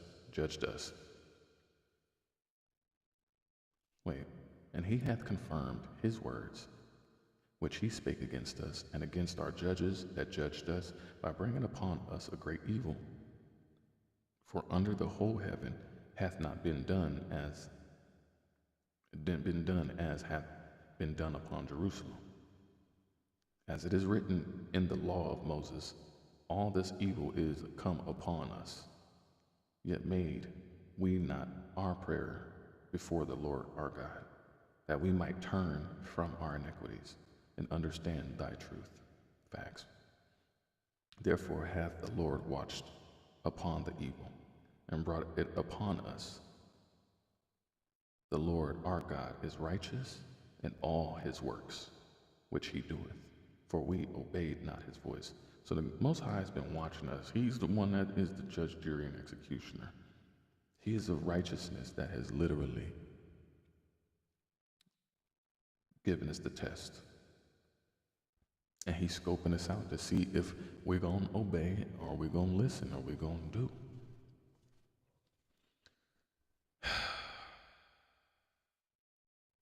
And now, O Lord our God, that hast brought thy people forth out of the land of Egypt, which a mighty hand, and hast gotten thee renown at this day, as at this day. We have sinned, we have done wickedly. O Lord, according to all thy righteousness, I beseech thee, let thine anger and thy fury be turned away from thy city, Jerusalem. That's powerful. That is us finally stop the pointing of weapons of mass destruction at our own.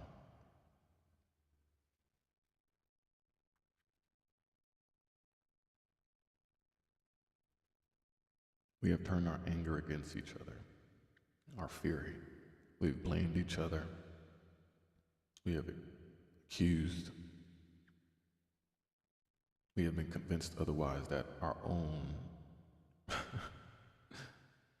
which has some truth, that our own, that we look in the mirror, is our worst enemy.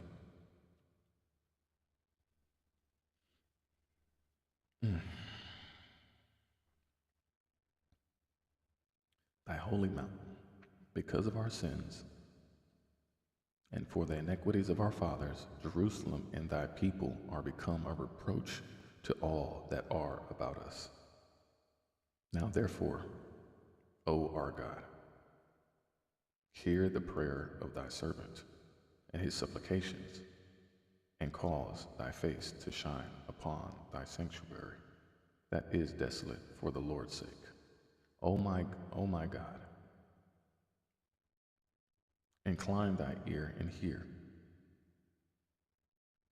Open thine eyes and behold our desolation and the city which is called by thy name. For we do not present our supplications before thee for our righteousness, but for thy great mercies. It's interesting. I don't think if somebody had told me about the saying, "Oh my God." In the context that I'm reading it in, saying, "Oh my God," it's like saying hello, you know, instead of it being like a phrase of affirmation of an activity, an incident, a circumstance to occur, or a moment. Like, "Oh my God," you know, like that's almost more in the vein of blasphemy than standing here and saying, "Oh my God."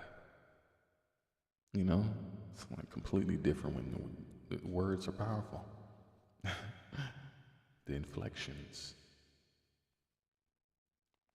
O Lord, hear, O Lord, forgive, O Lord, hearken and do, defer not or delay not, for thine own sake.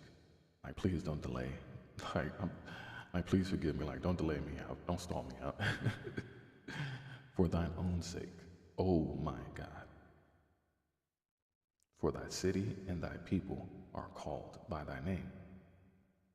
And whilst I was speaking and praying and confessing my sin and the sin of my people Israel, and presenting my supplication before the Lord my God for the holy mountain of my God, yea, whilst I was speaking in prayer, even the man Gabriel, whom I had seen in the vision at the beginning, being caused to fly swiftly, touched me about the time of the evening oblation. And he informed me and talked with me and said, "O Daniel, I am now come forth to give thee skill and understanding." Wow. So it's like when we just went from dude questioning like, "Oh, how long, they say, how long shall the vision concerning the daily sacrifice?" To where it's like you didn't went through the motions, you were actually much more focused on being remorseful and repenting and forgiving and apologetic, that so much time or no time has passed to where, you know, the Most High looked out. Like, don't stall me out, but in the midst of it, you stalled yourself out. You stalled yourself out. The Most High ain't got to do that. You made those choices. You said what you did.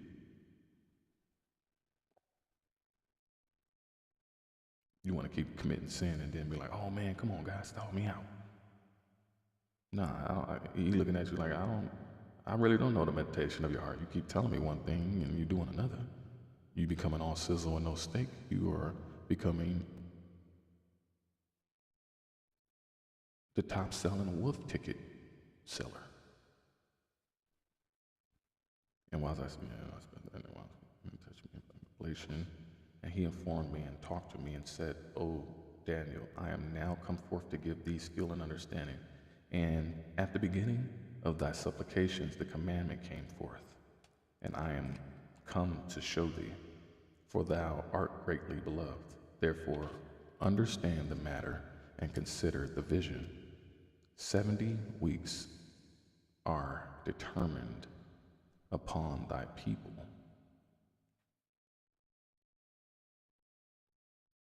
and upon thy holy city, to finish the transgression, and to make an end of sins, and to make reconciliation for iniquity, and to bring in everlasting righteousness, and to seal up the vision and prophecy, and to make anoint the most holy.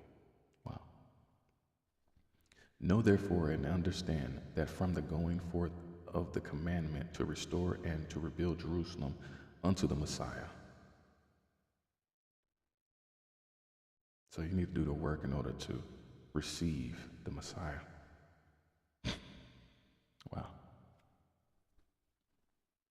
That's why you see many people that won't receive the Most High or our brother Yahweh Shai, is because they have been not doing the work.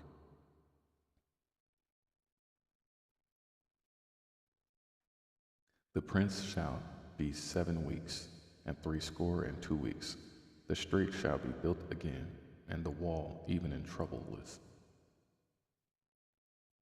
Troublous times, yes. And after 62 weeks shall Messiah be cut off, but not for him, not for himself. And the people of the prince that shall come shall destroy the city and the sanctuary, and the end thereof shall be with a flood. And unto the end of the war desolations are determined, and he shall confirm the covenant with many for 1 week. And in the midst of the week he shall cause the sacrifice and the oblation to cease, and for the overspreading of abominations he shall make it desolate, even unto the consummation, and that determined shall be poured upon the desolate.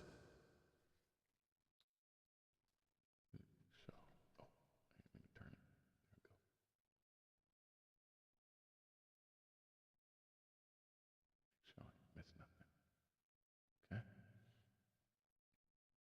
there we go. There we go. Chapter 10. In the 3rd city of Cyrus, king of Persia, a thing was revealed unto Daniel, whose name was called Belteshazzar. And the thing was true, but the time appointed was long, and he understood the thing, and had understanding of the vision. In those days I, Daniel, was mourning 3 full weeks. I ate no pleasant bread, neither came flesh nor wine in my mouth, neither did I anoint myself at all, till 3 whole weeks were fulfilled. I ate no pleasurable food, no desirable food. Wow, hold up. I just missed what I just read. Hold up. And the thing was true, but the time appointed was long. You're going to have a long prison sentence. And that's what he gave me. Wow, the appointed was long. And he understood the thing. I understood the assignment. I understood that, yeah, I'm in spiritual prison. I'm in love prison. And I'm a Nogahite. And that's the worst kind of prison that you can be in. To be in, yeah. Whew. The appointed was long, and he understood the thing and had understanding of the vision. Exactly. I understood that it was needed to happen for a bigger and greater cause. In those days, I, Daniel, was mourning 3 full weeks. I ate no desirable food, neither came flesh nor wine in my mouth, neither did I anoint myself at all, till 3 whole weeks were fulfilled. And in the 4 and 20th day of the 1st month, as I was by the side of the great river, which was Hiddekel, or the Tigris with me. Then I lifted up mine eyes and looked, and behold, a certain man clothed in linen, whose loins were girded with fine gold and of Uphaz. His body also was like the beryl.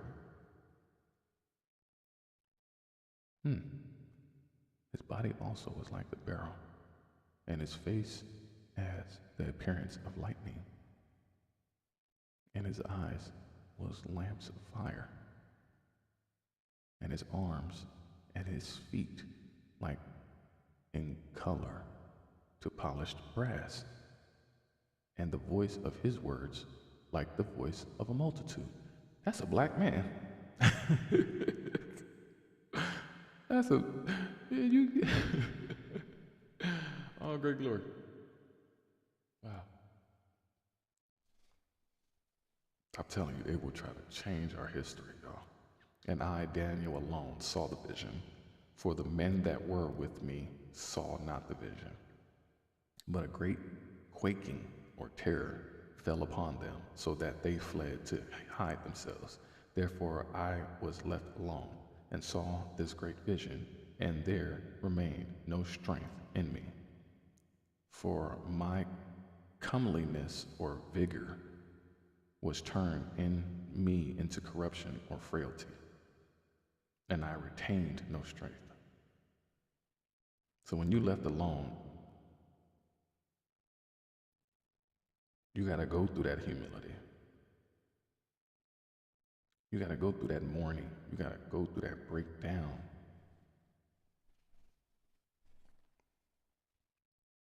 So you can see the corruption and the frailties and the stupidity that you have committed amongst yourself and the ones around you. Yet heard the voice of his words, and when I heard the voice of his words, then was I in a deep sleep on my face, and my face toward the ground. And behold, a hand touched me, which set me upon my knees, sent me trembling upon my knees and upon the palms of my hands. That's how much it will break you down. You have to break down in order to break through. And he said unto me, O Daniel, a man greatly beloved, understand the words that I speak unto thee, and stand upright, for unto thee am I now sent. For unto you am I now sent. That sounds like being chosen to me. And when he had spoken this word unto me, I stood trembling. Then said he unto me, Fear not, Daniel, for from the first day that thou didst set thine heart to understand and to chasten thyself before thy God, or to humble thyself before thy God, thy words were heard, and I am come for thy words. Wow, that is a beautiful verse. But the prince of the kingdom of Persia withstood me 1 and 20 days. But lo, Michael, one of the chief princes, came to help me, and I remained there with the kings of Persia. Now I am come to make thee understand what shall befall thy people in the latter days, for yet the vision is for many. Wow. Now I am come to make thee understand what shall befall thy people in the latter days. So it's like, what you gonna do? What you gonna do with all that, for yet the vision is for many days. So it's like, what you gonna do knowing that from here on out, this is what it's gonna be. So what are you gonna do with? Yeah. And when he had spoken such words unto me, I set my face toward the ground, and I became dumb or speechless.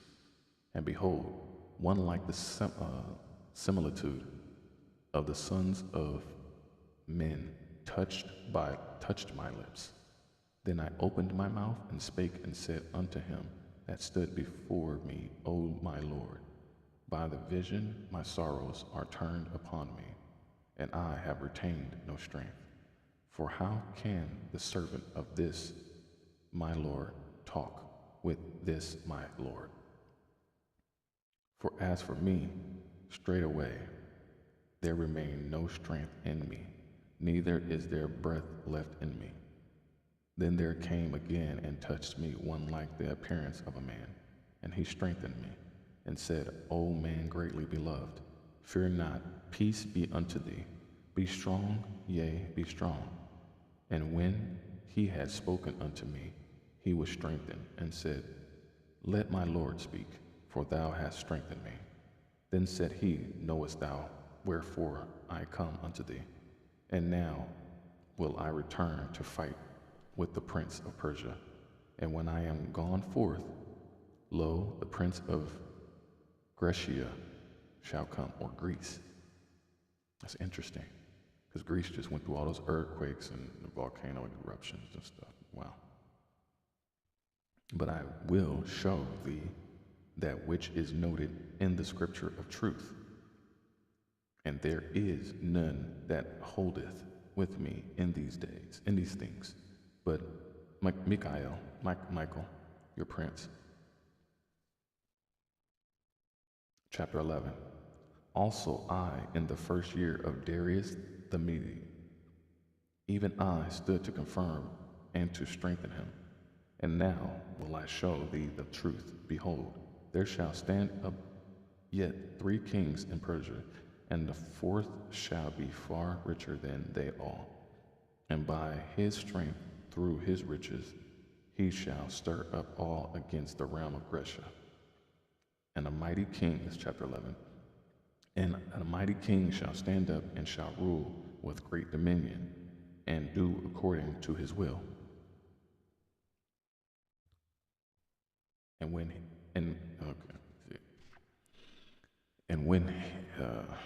when he shall stand up, his kingdom shall be broken and shall be divided toward the 4 winds of heaven, and not to his posterity. So not to your own selfish ways. It's not about you, but being selfish. Being selfish will leave you alone and helpless. I'm realizing that now in my own life. Realizing that now in my own life.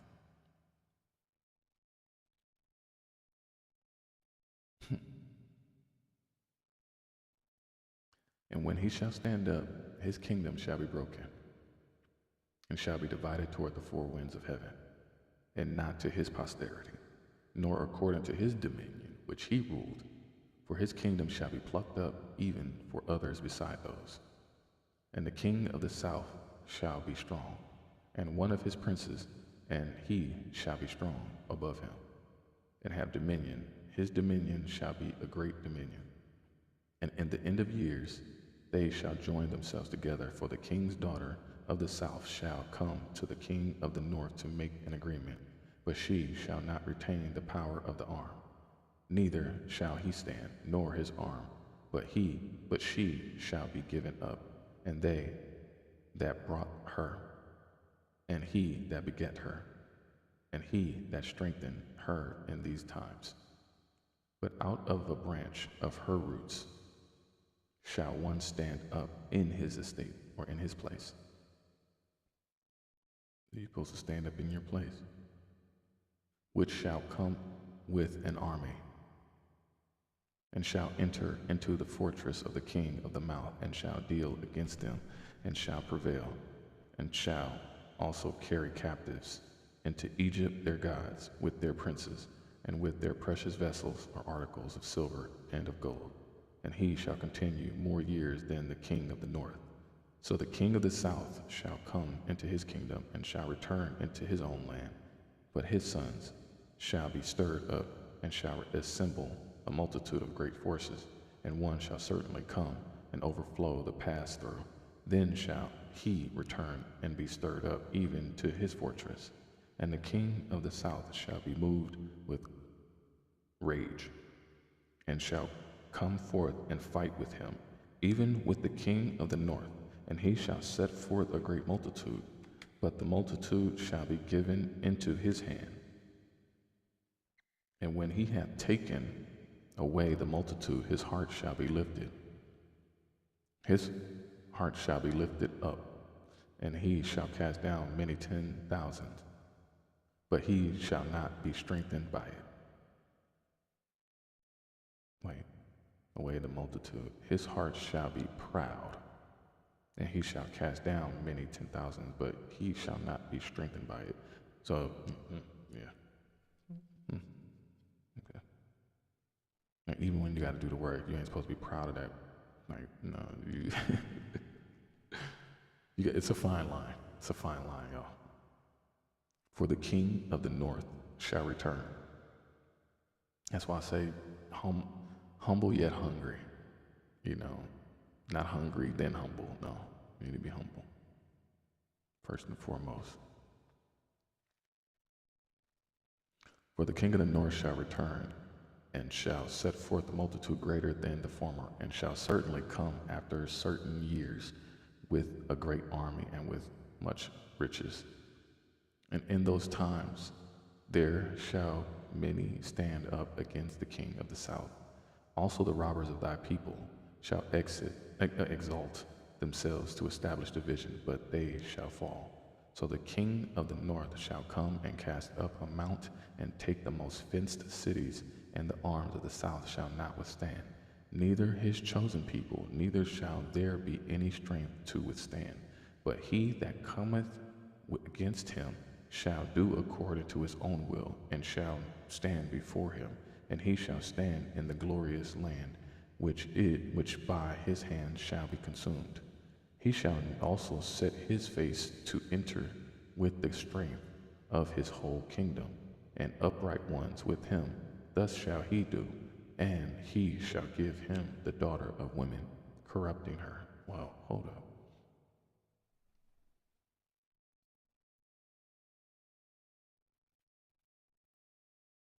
But he that cometh against him shall do according to his own will, and none shall stand before him.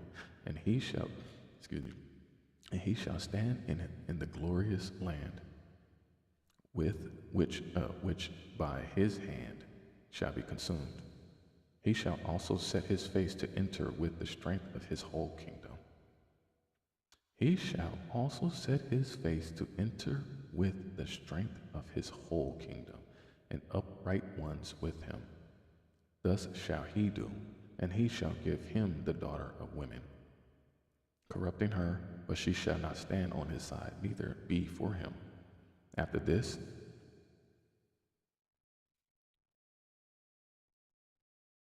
shall he turn his face unto the isles or the coastlands, and shall take many, but the prince for his own behalf shall cause the reproach offered by him to cease. Without his reproach he shall cause it to turn upon him. Then he shall turn his face toward the fort of his own land, and he shall stumble and fall and not be found. So it's like, don't go digging in other people's yards. Fix your home before you go digging in others' yards. Fix your own home before you go digging in other people's yards. Pride cometh before the fall. Then he shall turn his face toward the fort of his own land, and he shall stumble and fall and be not found. That's crazy. Then shall stand up in his estate a raiser of taxes in the glory of the kingdom, but within few days he shall be destroyed, neither in anger nor in battle. And in his estate shall stand up a vile person, to whom they shall not give the honor of the kingdom. That's crazy that you can have somebody, you can have a Trojan horse and like not do by you honorably. Like you done brought all these people into your camp and your kingdom, and then just behind your back, secretly, quietly, destroy everything you ever built. To whom they shall not give the honor of the kingdom, but he shall come in peaceably and obtain the kingdom by flatteries or prosperity. And with the arms of a flood shall they be overflown from before him, and shall be broken, yea, also the prince of the covenant. And after the league made with him, he shall work deceitfully. For he shall come up and shall become strong with a small people. He shall enter peaceably, even upon the fattest places of the provinces, and he shall do that which his fathers have not done, nor his fathers' fathers. He shall scatter among them at the prey, and spoil and riches. Yea, he shall forecast his devices against the strongholds, even for a time, and he shall stir up his power and his courage against the king of the south with a great army. And the king of the south shall be stirred up to battle with a with a very great and mighty army, but he shall not stand, for they shall forecast devices against him. Yea, they that feed of the portion of his meat shall destroy him, and his army shall overflow, and many shall fall down slain. And both these kings' hearts shall be to do mischief, and they shall speak lies at one table, but it shall not prosper. Wait, hold up. Yea, they that feed of the portion of his meat shall destroy him. So, if you try to take credit for what ain't yours, ain't no honor amongst thieves. We just got finished talking about honor. So you eating something that you didn't grow yourself and build yourself. Mischievously. That's crazy. Let me read that again so I don't lose myself. And he shall stir up his power and his courage against the king of the south with a great army, and the king of the south shall be stirred up to battle with a very great and mighty army, but he shall not stand, for they shall forecast devices against him. So your own people did you wrong. Yea, they that feed of the portion of his meat shall destroy him, and his army shall overflow, and many shall fall down slain. And both these kings' hearts shall be to do mischief, and they shall speak lies at one table, but it shall not prosper, for yet the end shall be at the time appointed. Then shall he return into his land with great riches, and his heart shall be against the holy covenant, and he shall do exploits, and return to his own land. At the time appointed he shall return, and come toward the south, but it shall not be as the former, or as the latter. For the ships of Chittim shall come against him. Therefore he shall be grieved, and return and have indignation against the holy covenant. So shall he do. He shall even return and have intelligence with them that forsake the holy covenant. Shall show regard. Yeah, you can't disregard. Yeah. And arms shall stand on his part, and they shall pollute the sanctuary of strength, and shall take away the daily sacrifices, and they shall place the abomination that maketh desolate. And such as do wickedly against the covenant shall he corrupt or pollute by flatteries. But the people that do know their God shall be strong and do exploits. And they that understand among the people shall instruct many. Yet they shall fall by the sword, and by the flame, by captivity, and by spoil many days. Now when they shall fall, they shall be holpen or helped with a little help. But many shall cleave to them with flatteries. And some of them, that's deep, and some of them of understanding shall fall, to try them and to purge, and to make them white even to the time of the end, because it is yet for a time appointed. And the king shall do according to his will, and he shall exalt himself and magnify himself above every god, and shall speak marvelous things against the God of gods, and shall prosper till the indignation be accomplished, for that is determined shall be done. Neither shall he regard the God of his fathers, or gods of his fathers, nor the desire of women. Neither shall he regard the desire of women, nor regard any God, for he shall magnify himself above all. Wow. Thank you. I needed that. I needed that one right there. But in his estate shall he honor the God of forces,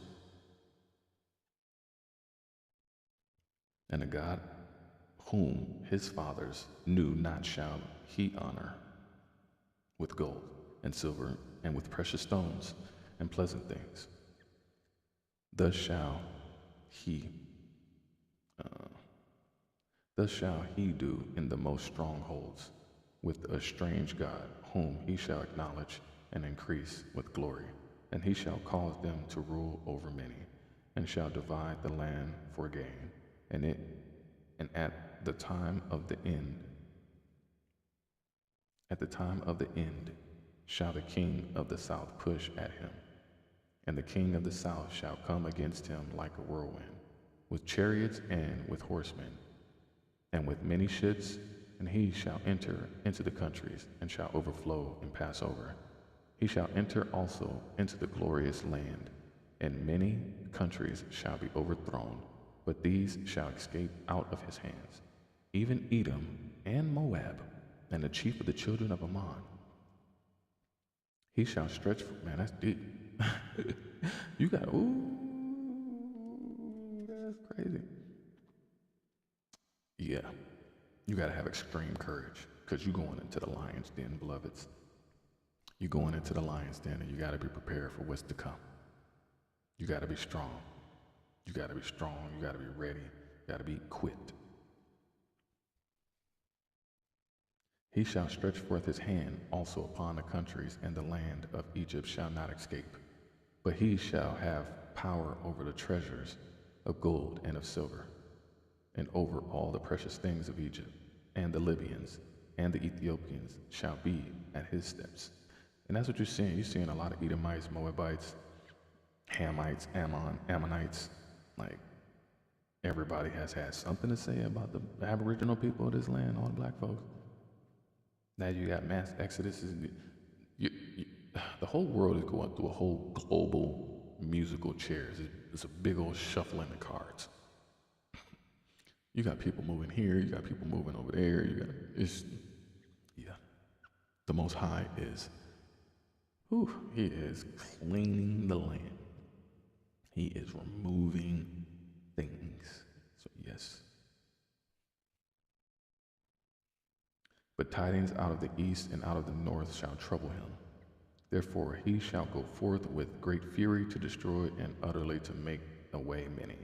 And he shall plant the tabernacles of his palace between the seas in the glorious holy mountain.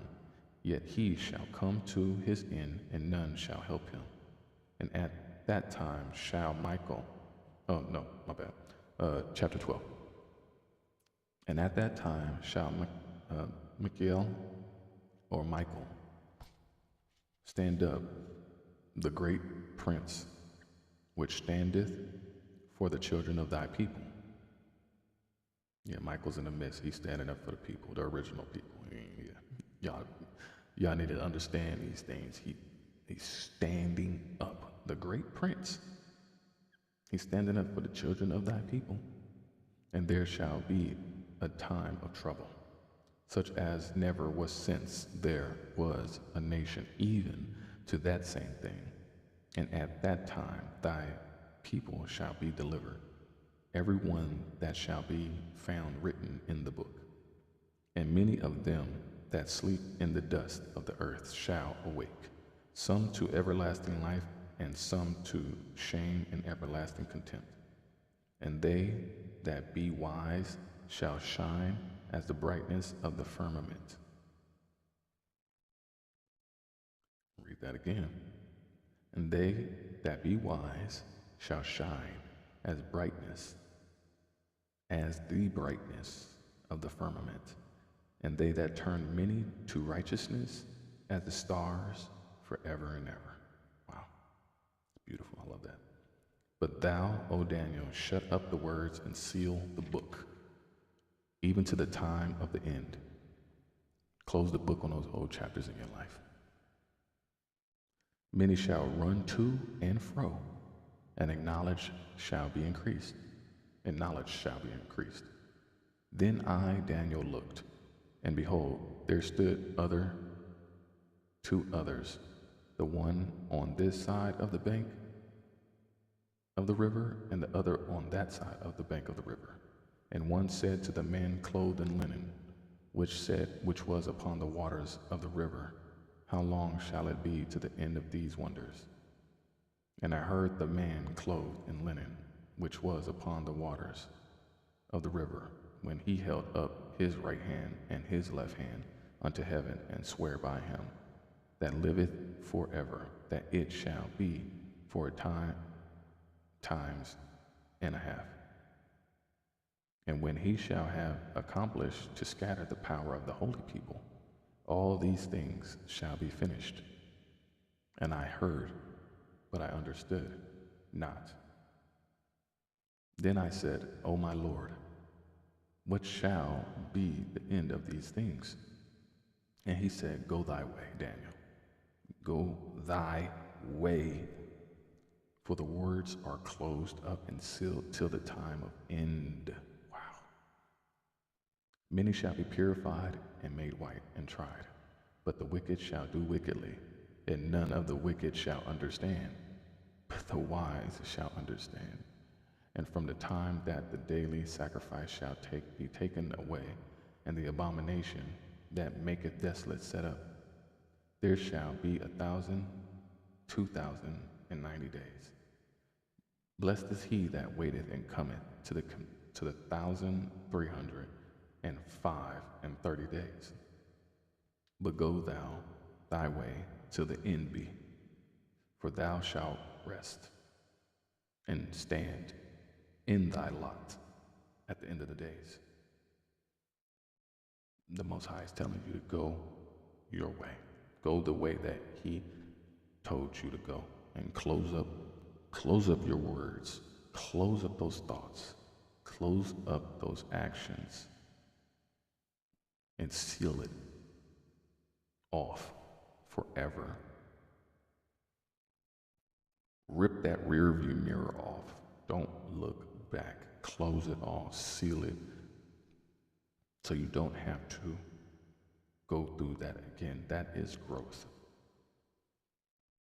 That is growth. That is standing in your purpose. That is standing in strength and courage. And it's not easy. But the Most High is saying, beloved, go the way that I'm guiding you to go. And I take heed to that. And I believe it, and I trust the directions that the Most High is guiding me to.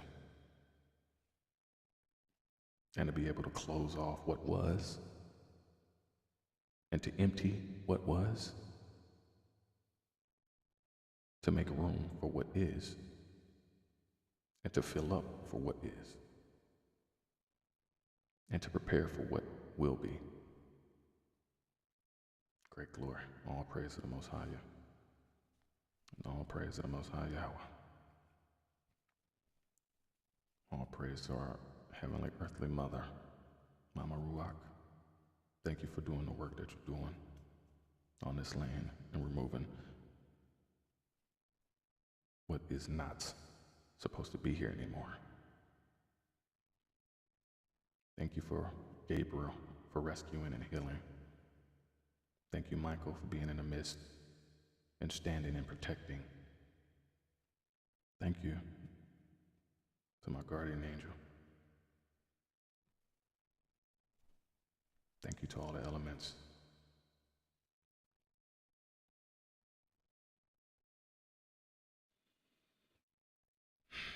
Thank you for wisdom and knowledge. Thank you for waking me up today, to give me another chance to go back at it, to keep doing the work that you set me out to do, to be able to grow, heal. So yeah, that is the end of chapter 12, and that is the end of the book of Daniel. Yeah, great glory. It's very good. Shalom, family.